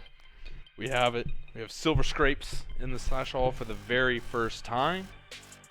Game 5, Goon Squad White versus InfernoWolf eSports. First round of the playoffs. Number 4 seed versus the number 5 seed. Winner of this match goes to the semifinals. Gets a chance to play off against our number 1 seed, Misery, Amethyst Phoenix, to advance to the finals. And at worst, the winner of this match will get to play for 3rd place as well. If you look at the draft, this is the exact same pick ban as we saw in the last game. The Maokai being the pickup for Goon Squad White. This is looking a lot like an InfernoWolf draft. Yes, it is. There it is, the Caitlyn. I mean, if it ain't broke, don't fix it. This Caitlyn is 100% win rate for InfernoWolf in this series. See if the Lux is denied as well again. Wow. All right, it wasn't denied last time. Correct. We noticed this it is because the Sindra got hit a lot by it. This is super hype. I'm ready to go. I'm at like 20% of my voice is left, but 100% of my heart is in this game. I am very excited to see this. Pop my Red Bull. Hey, I ready did to go. too. Yeah, no, I'm excited to see this. Like Brendan just said, a lot is riding on this for both teams. Loser, not going to be around. Winner, going to have a chance to, at worst case, be, or not necessarily worst case, but yeah, worst case would be what, 4th? So, I mean, Yeah. Honestly, a lot riding on this for both teams, and as we can see in the best of 5, we're in game 5, both teams really want it, and that's why they're bringing out all they can right now. That being said, talk about all that you can. Let me go to the lobby and verify. Embody actually being subbed out for Kakoi. That's how I'm going to pronounce it this game. So Embody, the carry for Goon Squad White, even the Israel ban is kind of weird because InfernoWolf knew that Embody was not playing this match, but Kakoi is subbed in for Goon Squad White in the ADC role this game. That is the player that played the most ADC for Goon Squad White this season. Zinkill still holding down the top lane as well. So new look. That could be part of the reason that the Seraphine was picked up. Akali banned away against Dango. That was an incredible game. Yeah, Malphite banned away as well. With the plan actively getting rid. Oh, so you're lagging in there, in and out there, Sid. I don't know if it's proximity of your mic. Apologize. Is this better? Yep, Yeah. That's it. Yeah, I'm curious. The preemptive Malphite ban. I'm curious what they're planning. That they don't want that heavy armor Titan in the top.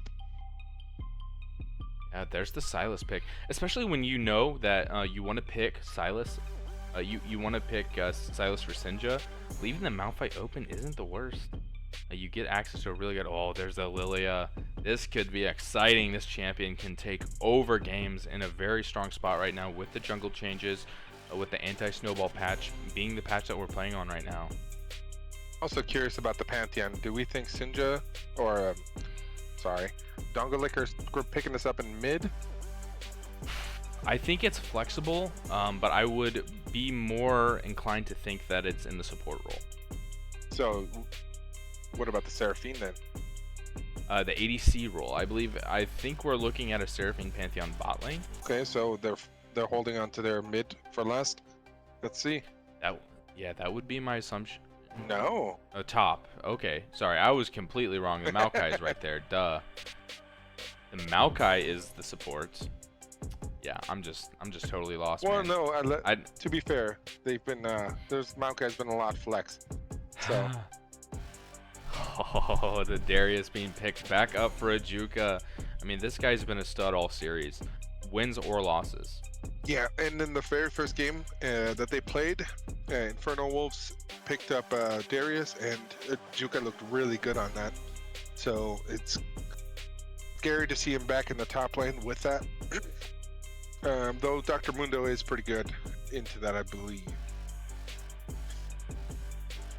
Yeah, I'm thinking that which way does that matchup go? I don't go to that lane. No one does. I mean, let's be honest, we haven't seen Behat or King go up top. I think the only time we saw them top was game 3, and there was a ending team fight basically. Yeah, I mean, I was way off with my lane predictions, so I assume we're looking at a Maokai Seraphine in the bot lane. Actually, I can just look at their client. Yes, like, you what can. am I doing? Yeah, so we got Seraphine and Maokai in the bot lane, a Dongo Licker on the Pantheon in the mid lane, B-Hat piloting Lilia in the jungle, Zinkill, Mundo in the top lane, and to reiterate, that is Kakoi on the Seraphine in the AD carry role for Goonz Squad White. Curious. And then I think it's pretty straightforward InfernoWolves role allocations. I'm curious to see the Axe playing against his Lux instead of piloting her. So yeah, I mean, this lane could get super volatile very fast with a double ranged into Maokai support. that being said, I'm not a big fan of the Silas. Aside from Seraphine or Maokai's ult, I don't believe the rest would be worth it for him. Maokai's ult is pretty impactful on Silas to counter that engage. But what I'm looking at also is the Lilia with the 3 melee champions from InfernoWolves trying to run into this Lilia could be very difficult, especially on the Rammus. We have an APC as well as an AP jungle. This Rammus is going to have a hard time finding members to get to sit there and auto attack them and basically eliminate their health bars. Another thing to keep in mind is you have Pantheon, Maokai, and Lilia, even potentially Mundo that would be ahead of a Seraphine to extend the range of Seraphine's ult. And not just that, but you have the Pantheon, the Seraphine, and the Maokai that can all kind of wombo combo together that can lead up to a Lilia ult. So all very scary potential. Well, that being said, we're about halfway through our spectator delay, so I'm going to give us the outro here. Sid's going to give us predictions in the Twitch chat as well. We have Game 5, first ever for Slash All, Goonz Squad White versus InfernoWolf eSports. We'll see who comes out on top. I'd shout out all the viewers watching, sticking around for this grind of a match. I'm supposed to shout out my Uncle Josh as well. I guess he's watching. So wow. We got lots of people tuning in to watch this match, this hype match between these two teams. Dare I say a budding rivalry as well. We'll throw it to a break as we load in to Summoner's Rift.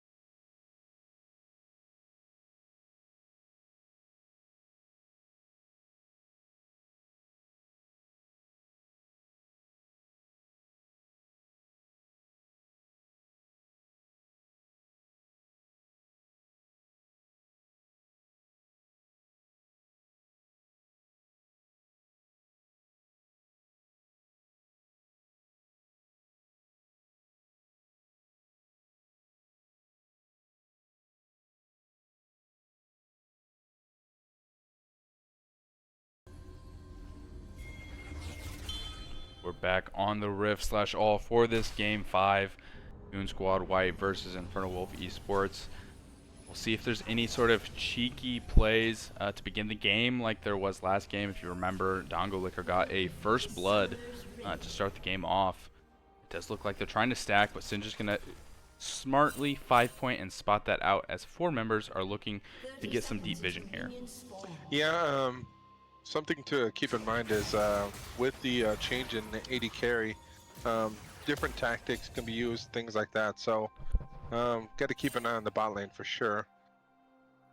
Yeah, I mean, like you were saying during the break, this is going to be very interesting. You have a completely different play style, the substitution in. We'll see if Kakoi can be the difference maker in this series, as Embody in their 2 wins had been the primary carry. Also, as a reminder for everyone in chat, the prediction is out right now. If anyone wants to attempt to figure out who will win it all in this best of 5, now is your time to use your channel points and predict who will win. That's so hype. Oh man, everybody tuning in. This has been a grind, and I am so excited to see how this comes to an end, as that is something to keep in mind. A little bit of a nice pathing there from Zinkill as Ajuka's waiting out. I'm going to place this war on the blue buff, but Zinkill could have been in for a rough situation had he taken aggressive pathing. Ooh, nice cancel there by Sinja on the W. Actually turns the trade favorable for him. And as I stated earlier about different play styles, things like that, this time around, Lilia did not get a leash. Fancy. We'll see how much Zinkill has been practicing up on his Mundo dodgeball. See if he can land all of those cleavers. I'm thinking back to the start of the season. I believe it was Embody, and Dongo Licker goes in for a trade. Gonna be able to not fall victim to the chains, so advantageous trade to Dongo. To start the season when Embody was on Goon Squad Blue, another good trade there from Dongo as Sinja keeps trying to get these trades. Embody versus Sinja in the Mundo dodgeball. Yank top lane coming in. Yeah. Oh. There's not a ton that Lilia can do this early on, but it is good to give Zen some safety in this matchup. Definitely. As we've seen with the Juka, he can get kind of crazy with the Darius. Now, last time it was against a Norn, so definitely a different matchup, but we don't want him, or not we, but ooh. Oh, flash forward by Dongo. He's going to drop the Ignite. It's ticking. Sinja's going to have to back there, but he at least survives as the early lane pressure going towards Dongo in this matchup. King Kublai right no flank. Yeah, Sinja's staying to try to bait this out. We'll see if Dongo can catch on. Doesn't have the flash, so if King can find the angle. Sinja just too low, calling it off. Kind of stinks for Sinja. He does have teleport, so he's going to have to expend the teleport here. But kind of got baited into staying there a little bit longer. Maybe he anticipated a nice route there from Sedaten, but he's going to have to flash out of that as they see B-Hat coming. Maybe a little preemptive flash there. Don't know if he had to, but in a game 5, I mean, better safe than sorry. You got to think these players are starting to feel the nerves. Oh, most definitely. You can see what I always call agitation. It's the itchy pants syndrome, if you will. Everyone is constantly moving. No one is passively standing in lane. Everyone is constantly moving because they all want to do more at this time. They don't want to be the reason that they lost. Again, this is the best of 5, and it's anyone can win this. I mean, so much work put in for these two teams to get it to this best of 5 situation. You don't want to lose out. Oh, a little bit of a misclick there from Dongo isn't going to block out the damage from Sinja coming back in. So as I've been saying, advantageous trade to Sinja now. Back and forth. No one wants to give up any ground. Yeah, I mean, I recall even back to our playoff series. There's a nice route there from Sedaten. The trap is going to be the next to fall. Kakoi is going to be caught out here. First blood over to Ronnie. Hack's coming in, trying to save him. I don't think he's going to be at risk of falling. But first blood for Ronnie. It goes over to the right member as well. Another Lux Q being the Lux is the champion of this series. Definitely. I'm sure that's feeling really good for InfernoWolves. They're gonna mentally have a little buff, if you will. But I wouldn't count Goon Squad White's mentality out. That's for sure. I mean, 5 minutes, almost 6 minutes, is probably the longest first blood in this entire series, and it shows the amount of dedication. Dongo Licker, no flash here. Gonna fall. We'll see if the kill gets to be donated over to Sinja. King does end up picking it up, but either way, pressure relieved in the mid lane. As I cut you off, I'll let you return to your statement. All I was saying is this was the longest first blood, and it shows how much each team cares about what's going on. No one was trying to push an issue.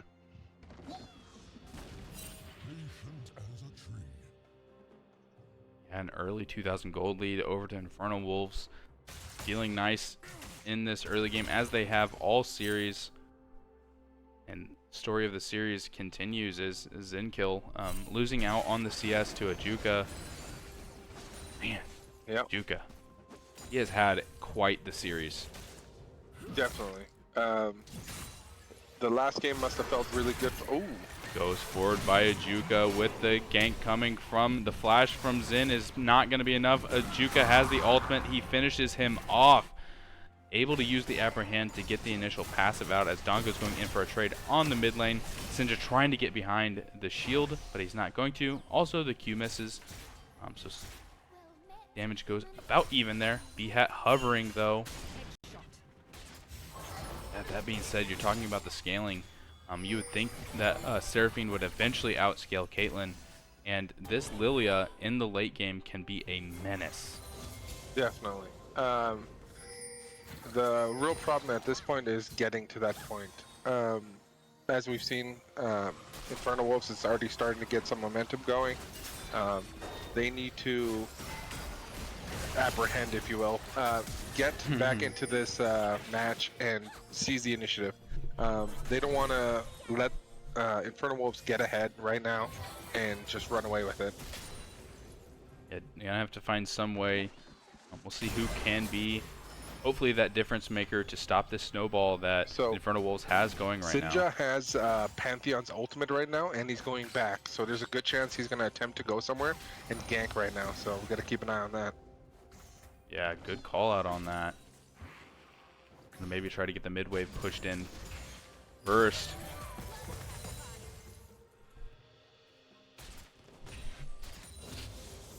Level 6 hit here, but B-Hat's on the roam. They did spot him out on a ward, so they're going to call that off and just pick up the wave. Zinkill getting a crash, has an XP lead here, but I'm sure that will even out eventually, as Dongo's going to be the next target. The ult forward by King, the flash by Dongo Licker, trying to lock King under the tower, not going to work. The ignite is down. Sinja's falling low, and he barely lives from that spear that could have been so big for Goon Squad. Yeah, luckily for Sinja, that spear was not empowered. If that had been empowered, that would have definitely been a dead Sinja. Good call. Here we go. Sinja went back. Let's see if he uses the teleport or if he comes back up. Kind of looks like he's hovering towards bot. It timed out. Oh, timed out. Good call. Yep. Yeah, early on, those ults do not last for a long time, but either way, good job by Dongo to absorb that that gank there. Definitely. Oh, the Lux are trying to finish off. Hacks is not going to be enough. I don't think it hit. The ace in the hole plus, what's the Lux are? You should know that. Final spark. Final spark. That is not. Oh, Kakoi did not see that there was a trap there. Gonna have to flash out to avoid so much damage being dropped on him. He's gonna drop down the ult. Sedaten, the minions weren't quite finished off, so the tower didn't help. The flash forward by B-Hat is, they're trying to shut down this Ajuka. Hopefully the kill goes over to B-Hat, and it does. Very nice gank.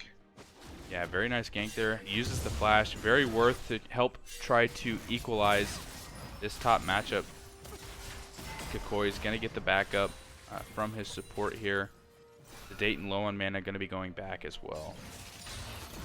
Sinja going in, Dongolicker trading onto him, doesn't block out on the damage. And kill going for a plate here. He could finish that off. Does have the passive, so King cannot taunt him. I think he did end up getting, yeah, did end up getting that plate gold as well. That's gonna put that only at like 150 gold difference in the top lane. Sinja has the chain still. A nice roam there from Sedate, and we'll see if that impacts.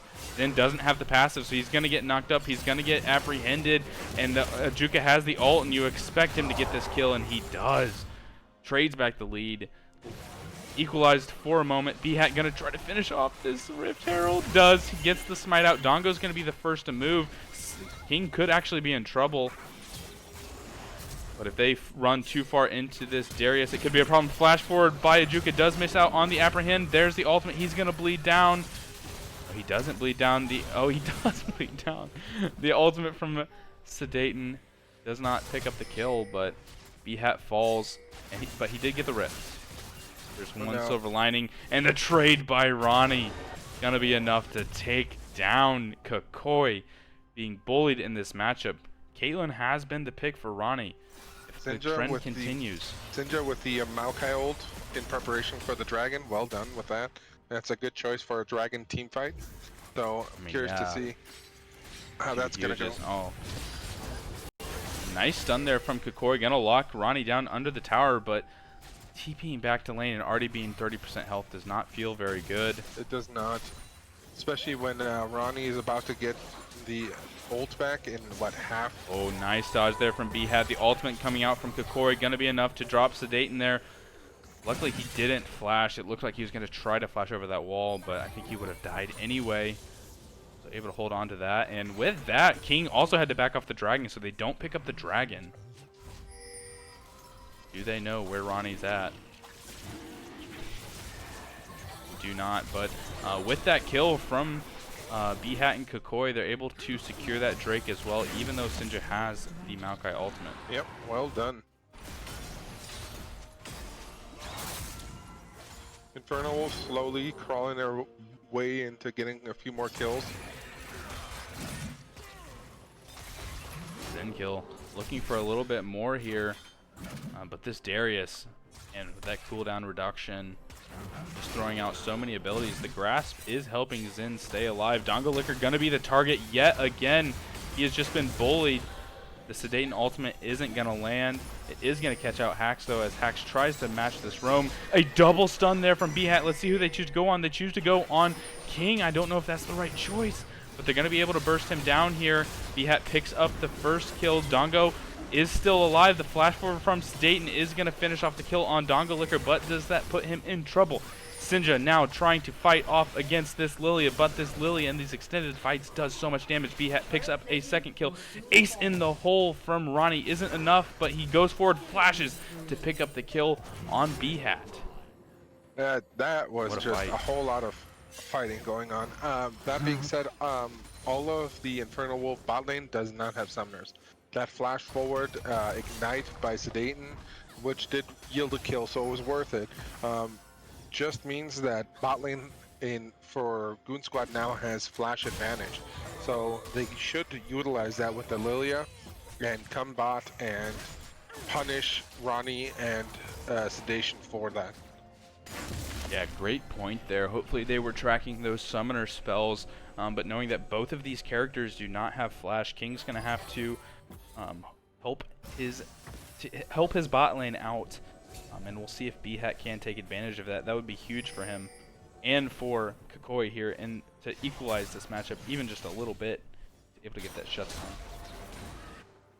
King coming around again on Dongo. Dongo just being the source of all this pressure, but B-Hat is here on the match. Sedaten's in the area, flash forward. Sinja does have the Lilia ultimate. He's gonna put B-Hat to sleep, but B-Hat with the safety of the tower isn't gonna fall. Hax is on the roam now. Sinja has to flash out, but it's not enough. Hax is gonna follow. The heal from Sinja is enough that B-Hat falls. Now Hax is rooted. Dongo trying to trade back damage, but the heal on Sinja was the difference maker. Sinja. But the bot lane, 4 InfernoWolves roaming up. The root there from Sedate, and Dongo does pick up King. Hax does live as well. The ace in the hole is going to be enough. Kakoi tries to cancel the ult, but it's not enough. Zinkill's here on the backline trying to chase them down. They're looking for Kakoi. They're not going to find him. Sinja's going to get slowed. The Heartsteel is finished, but there's the stun. Perfectly. With even the passive, they're able to get the passive off and then stun him to get out. Ajuka just hanging out in the top lane. Man. Figures he doesn't need to show up for this.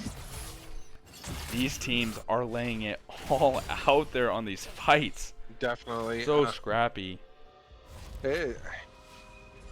I would not be surprised if this is the most kills we've seen this entire game.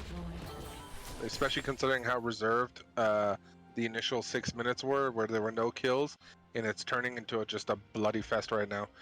Every goal counts, and they don't want to give up any of it. We have Dragon coming up in a minute 20. These teams pulling out everything they can to try to get an advantage in this game. This best of 5 series comes down to this game. Yep. Ronnie is now at 4-0 with a Yomu, so he's definitely scary. Oh, yeah, he's going to hurt for sure. Dongo in the mid lane, unfortunately, hasn't been able to pick up an item just because of these constant ganks by King. Anytime this man shows on the mid wave, they are going on him. See if Dongo's able to trade one back here. King just too tanky. Tower trying to help out, and there's Sinja going forward. Yet again, anytime that those chains are up, he's going in. Definitely. Oh. A ghost to try to get Ajuka out of this. He does get woken up by Zenkill. We'll see if that's enough to turn this fight around, and it's gonna be... No, B-Hat doesn't fall yet, but there's the heal. Sinja TP's in to trade this back. Zenkill's gonna be the next fall. He tries to flash out, and he does. No one follows him over the wall. Man, Zenkill maybe waking Ajuka up a little bit early. B-Hat trying to get that true damage on the middle of that little hoppy thing. Flash from Kakori, respecting the damage from Ronnie, getting out of position a little bit. Oh, taking the Seraphine ult. Things are looking dire for Goon Squad. White, they're going to have to slow this down and trust in their scaling. Definitely. And CSing wise, there isn't much of a difference. It's the kills that are making the difference at this point. So they really need to slow down and trust in the late game. Focus on objectives and just farm up. See, B-Hat is...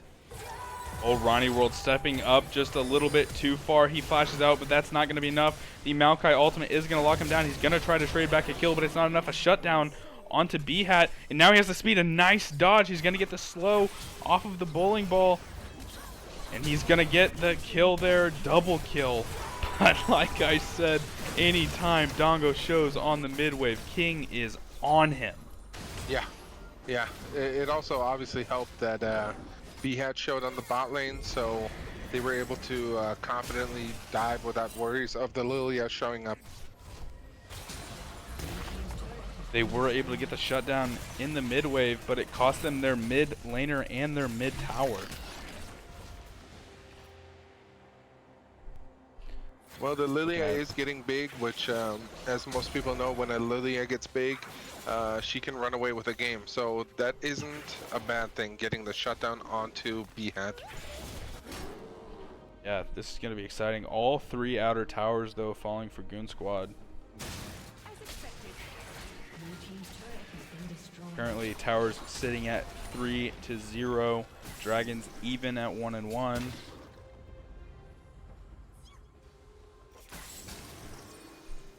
Uh-oh. King stepping in here. B-Hat covering his top laner as they look to maybe push in and contest a tower, as they need to start getting some objectives. Kakoi being respectful of Ajuka. Yeah. That was a cheeky attempt of Ajuka being super patient on this. We'll see if Kakoi continues to respect it. Root from Sedate not gonna land. Oh, with Sinja matching Zinkill. Zinkill actually able to get some CS and keep crashing waves onto these towers. As Ajuka's trying to get something cheeky in the bot lane, it's not working. Those cleavers hurt. They do. Any ace in the hole. Gonna pick up some gold with the first strike. Plus 20 gold for the first strike.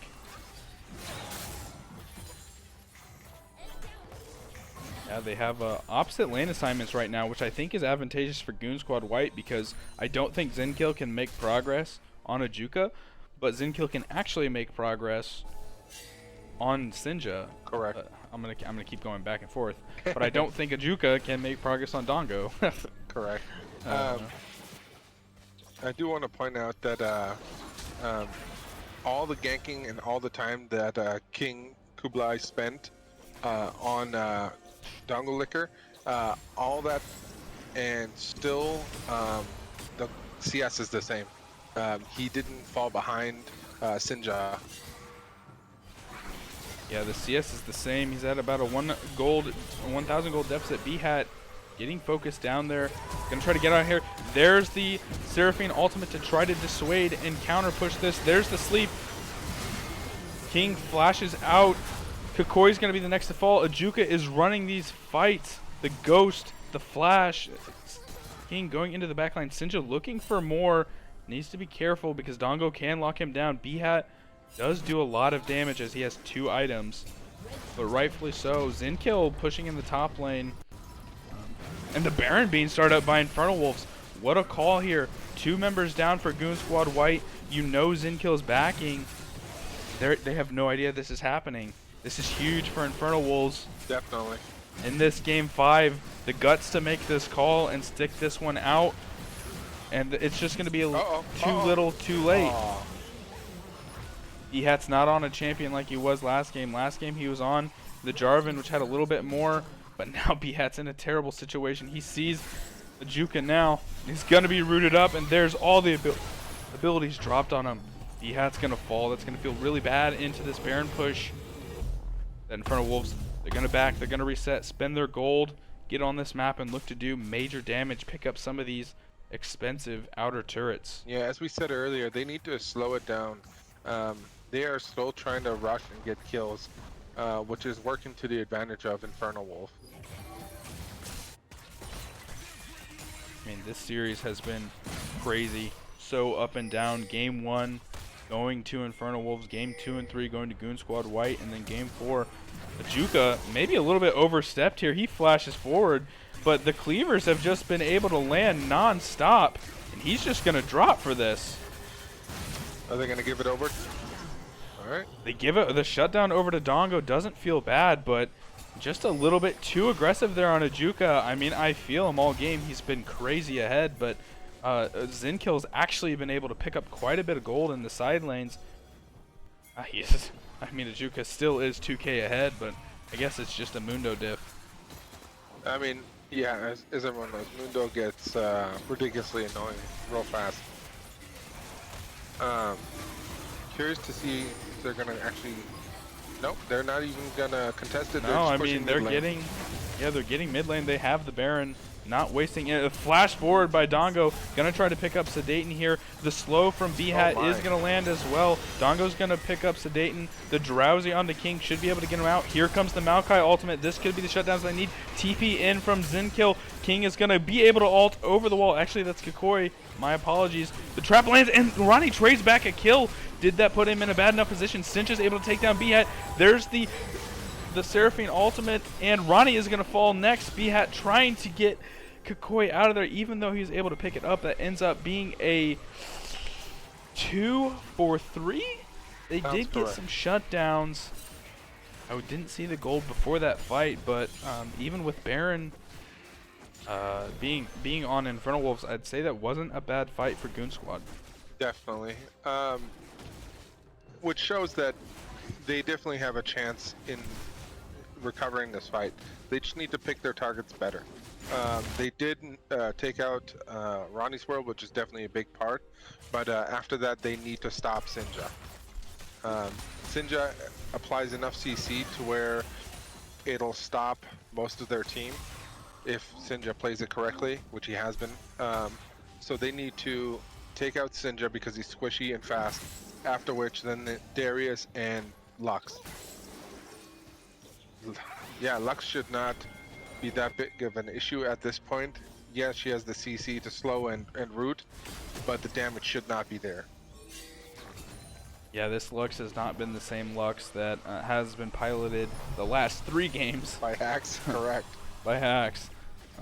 But that being said, all that gold is on Ronnie instead, and he is doing massive damage. Oh, and there's a blue buff. Never mind. Still, this global ultimate from from Lux is enough, as Lux is able to steal away the blue buff. Wow. Kakoi in big trouble here. Gonna try to flash away, but the apprehend and the ghost is on the ultimate to try to buy some time. There's the root, but she is burning. Just gonna get. Oh, the Seraph's embrace is enough, and yet again, Ajuka has stepped out too far. There's the root from the Maokai ultimate. He's trying to turn this around, but he doesn't have the alt reset because he didn't kill Kakoi. That Seraph did so much work.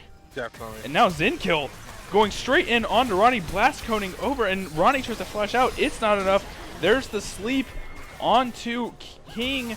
There you Zinkill go. just running down Sedate now. This is crazy. This was the target selection I was saying.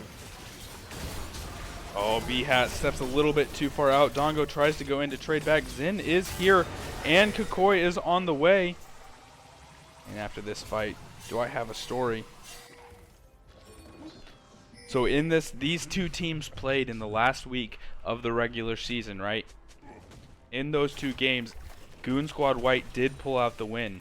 And the 2 wins that they got, the first game, InfernoWolves had a 6,000 gold lead. And in the 3rd game, InfernoWolves had a 8,500 gold lead. Goon Squad White won both of those games. Yeah, wow. That's impressive.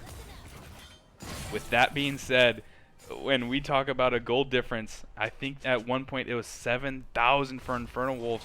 Now it's only 5,000, so they're able to crawl back 2,000 gold. This team has proven time and time again they can come back from deficits against InfernoWolves, just to add to the drama of this Game 5.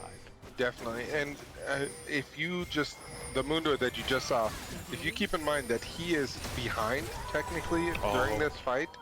Sinja grabs a minion there and puts himself in a terrible position.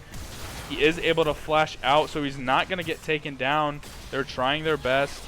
The root forward is going to land on Ronnie, and now Ronnie is going to be put to sleep. Zinkill's going to be able to chase him down. He's going to do the little net thing over the wall. B-Hat trying to chase him down. A great trap from Ronnie. Going to trade back massive damage onto B-Hat. That trap just saved his life. Definitely well placed. Narrowly, man. InfernoWolves, they put themselves Dragon in is coming such a up. rough position there, but they're able to get all their members out. And as you stated, all eyes towards this dragon. This could put Goon Squad White onto Soul Point. Yeah, I'm curious if Inferno is going to give the dragon for Baron.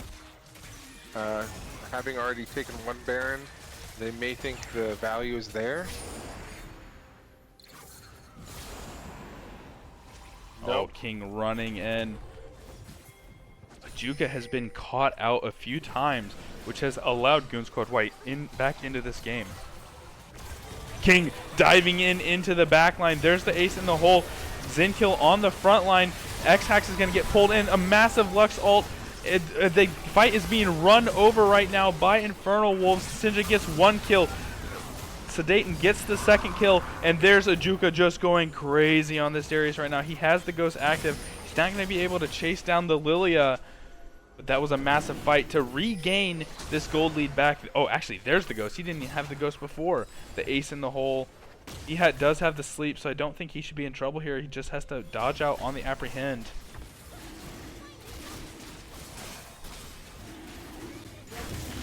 Now the dragon's going to be evened out 2-2.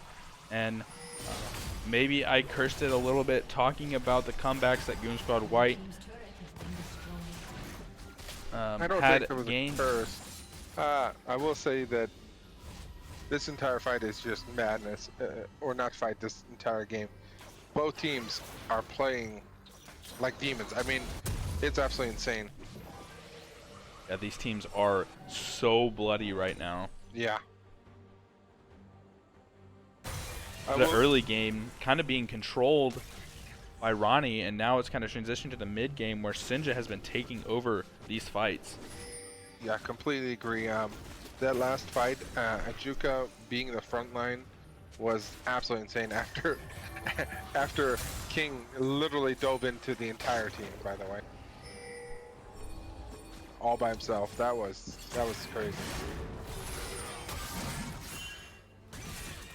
Juka going in onto Zenkill, but Zenkill's just going to pop the ultimate, regain all of his health. They have a death ball going right now. SBHat's going to go over, try to take this blue buff in preparation for this Baron fight. This could be the deciding factor in the game right here. Yeah, we're already at 31 minutes, so the death timers do run long. So if we have a 5v5... King's coming out. Ajuka's on a massive flank right now. He's gonna, the Seraphine ult is gonna lock down Hacks. King is on the back line.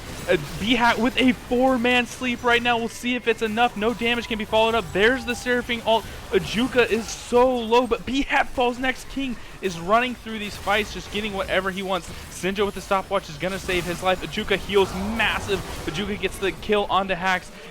Ronnie gets a double kill on to Zenkill. King is flashing in, trying to lock down these two members. They're looking for the end right here. Ajuka kill onto Kakoi. This could be the series right here. I think this is it. They have a wave. They're gonna end the game. InfernoWolves is gonna climb their way back into the series. They were down 2-1 at this point, but game 5 goes to them, and the first round of the playoff victory secured by them. They're gonna go against Misery Amethyst Esports in the semifinal round. What a comeback in this series for them, and a dominant game 5 start to finish. There was a little hiccup in the middle. Definitely. Considering they won the first game, we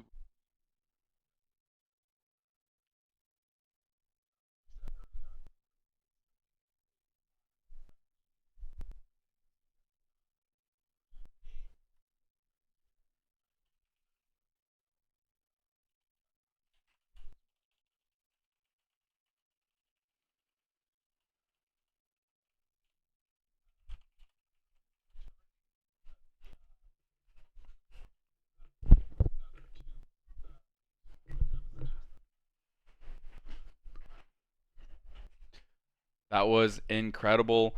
I've reached out to the teams. Maybe we can get a member or two of InfernoWolf to join us in for an interview after that crazy series.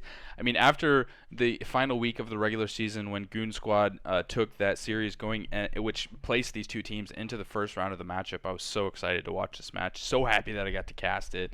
That was exactly what I had hoped for, and I'm glad we got to witness that.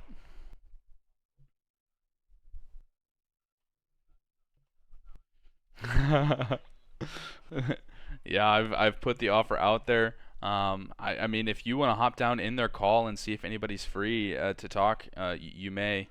Yeah.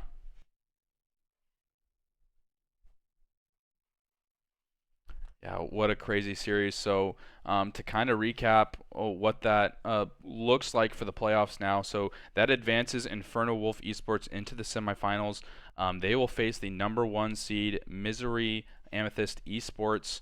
That match is not scheduled yet, but they'll duel. Worst case scenario. So and then on the flip side of the bracket, we have a team solo Invade against Infernia Esports. And the other side of the semifinal brackets, and then worst case, the loser of those two matchups will be able to what's the word I'm looking for? Play for the 3rd place spot. And I'm joined by Sinja and Ronnie. Man, what a banger series! Any initial thoughts after that one? That must have been an adrenaline-filled last game there. Yeah, go first, Ronnie. Also, I should premise as little profanity as possible, just for for the stream. Yeah, for sure, for sure.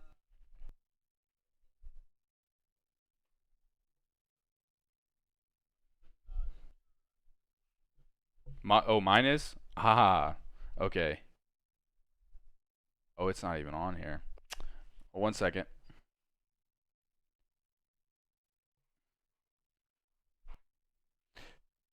Oh, dude, I'm so crazy. Once I figure out what I'm looking for. Audio capture, is that what it is? But it's an application capture. There it is. All right, test it out. Did I get it? Test. Hey, let's go. All right, Ronnie, I have to restart for you. No worries. So the first game that we played, it was a warm up for us, and we won. Normally we just run it down, but it was good. We won the second game and the third game. I was playing Jinx. Haven't played AD in a while because I'm transitioning into support. Got shit on by Embody and that Lux, and unfortunately, I didn't have any movement with my AD carry picks, and they were just picking J4 and all these other picks that I can't really do much if I don't have any mobility. So I started picking Kate, and Kate just started working, and from then on, they just got shit on. They talk a lot of shit. I'm sorry to say this. I normally don't say this on interviews, but they talk a lot of shit. But they got just smacked by all of us. Ajuka yelled at us. Second game and third game, pretty bad. We haven't practiced in 9 days, but we came here with a banging. Hopefully, we'll beat Misery next time too. Not hopefully, we will. All right, bold statement there. I like it. I'm excited for that match as well. All right, Sinja. How's it feel to get global ulted over and over again? Dude, honestly, bro, I'm more offended that I'm getting fanboyed so hard every game. Well, I You're mean, getting fanboy. What do you mean that last game, King was your biggest fanboy? Whoa, okay, but I mean, like, look at every draft, man. Kassadin, and for what reason? Hey, you know what? Catalina, I don't know. Every game. I just want to ask, game. did you see the TSI playoff match? I'm just throwing this out there. Guri got 5 bans, so it wasn't as bad for you. Yeah, I encouraged Nick to do that. I guess so after back against the wall, you guys are down 2-1, right? You picked a completely different comp in those 2 losses. So what was you said Ajuka yelled at you, right? No, Juku was just like, okay, man, just let me like play a carry. He was basically like, Ajuka was basically like, and what the fuck are you doing, bot? keeping Like, running you're around. getting watch dumpstered the by some language. nobody. Watch the language. Oh, sorry. Sorry. You're good. He was basically like, what are you doing, bot side? Like, you're getting dumpstered by a nobody. It's a goddamn Ezreal. Like, I don't know what in the world. Well, I'm gonna have to you're mute you. living in. Yeah. Sorry. I don't know what world you're living in, but we just got to do Ronnie's? better. It's not Ronnie's. That wasn't Ronnie's. And then Ajuka said, I'm going to carry you. You guys just sit back and just watch. That's basically what he said. And then I was like, I mean that. Is I entered mid Okay. lane game for smiley face. That was awesome. Yeah, Ajuka had massive performances. Yeah. In every single game, even on the losses, like he was generating massive leads. Sinjo, I guess you get some revenge on Zinkill from first season. I'm just really sad that I didn't get to tower dive him. I think you did try at one point. Probably. I had a question regarding mentality. So obviously you guys won the first match, but the second and third, after losing both of those, was there any doubt, any negativity going on, or how did you guys handle that in general? So the negativity was definitely there. We haven't talked in the past 3 games, even the one we won. We haven't said a word. But I think King, it's mostly King, Sedan, and Ajuka kept it all together, and then Sinja was providing a backup. I just didn't say a word. We were really focused. Yeah, on we winning. were like all worried about Ronnie. Like after the game, we're like, I "Bro, you was- okay?" Yeah, I was really focused into winning, and I didn't want to lose a game. So our mentals were pretty terrible. We didn't talk to each other at all. Okay. So We were like, "Eh." so Sinja, then for you, then how did you handle that? Knowing that Goon Squad now has 2 games, they just need 1 more to end the series. How did you handle it? Going, no, we can stop the momentum. We can bring this back. I mean, I just wanted to change the draft. It just felt like the Ezreal was the issue. I'm not gonna lie to you. Okay. So no real It's mental like, issues then. I never really thought that like we were absolutely going to lose. Yeah, I will say even after Game 3, when you guys were down 2-1, you said you guys were vibing. Yeah, pretty live, getting yelled at. Yeah, pretty much. Yeah. But I think I we wasn't the can one give who it got up yelled at, so to I'm chilling. we can give it up to King and Sedan. To be honest, they've especially Sedan and King, especially King. He was holding the team together. He does a lot of our drafts. He does a lot of the research with the Juka. Without those guys, I don't think we would be this successful in the team. Nice. That's awesome. That's a good shout out for sure. So fun I little get fact I wanted to throw out there: the last 2 games that you guys played actually were where Ajuka had the most even lanes of all the games. CS wise, things like that, he broke even with Zinkill for the most part. Yeah, he's a really good top laner. I'm glad to have him on the team. Nice. I'm glad to have my entire team, bro. They're carrying me. But thanks, guys. All Thanks for right. having us. Of course. Yeah, for sure. I guess you got any final words for Misery on the PG side? On the PG side, So I guess you don't have to give me any insight, but going into the All Pro ballots are out there, and we've all seen them. So we're gonna show Kush, that ADC. overrated. Okay, Yep. okay, Okay. that's what I was gonna ask. Yep. Is Kush first in almost every single category, Ronnie? Mhm. Going into that matchup, you got any insight you want to give? Not strategies, but No, I think Misery team, they're all good players. I heard a lot about Kush being the best AD carry. Ronnie, you're supposed to talk smack. no, he Which doesn't is- have to talk Which smack. is great. Sinja. I'm glad Kush is putting in the work to be the best AD carry. But we'll see. Going in, maybe I'll beat him, maybe not. But I have my team. I have my team's trust in me, and I have my team's trust, and that's all I need to beat Misery.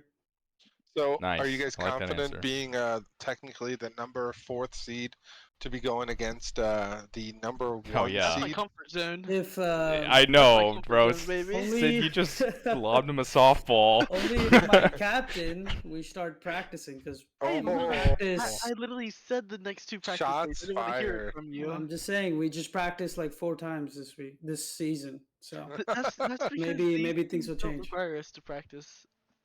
Well, you're going I'm against joking. the number 1 seed, so I definitely recommend some practice. I mean, like you said, Sid, you kind of lobbed him a softball. Uh-huh. And I'll with that one with last season. Were you guys the number? What were you guys last season, Number Sinja? 5 seed. Okay, yeah.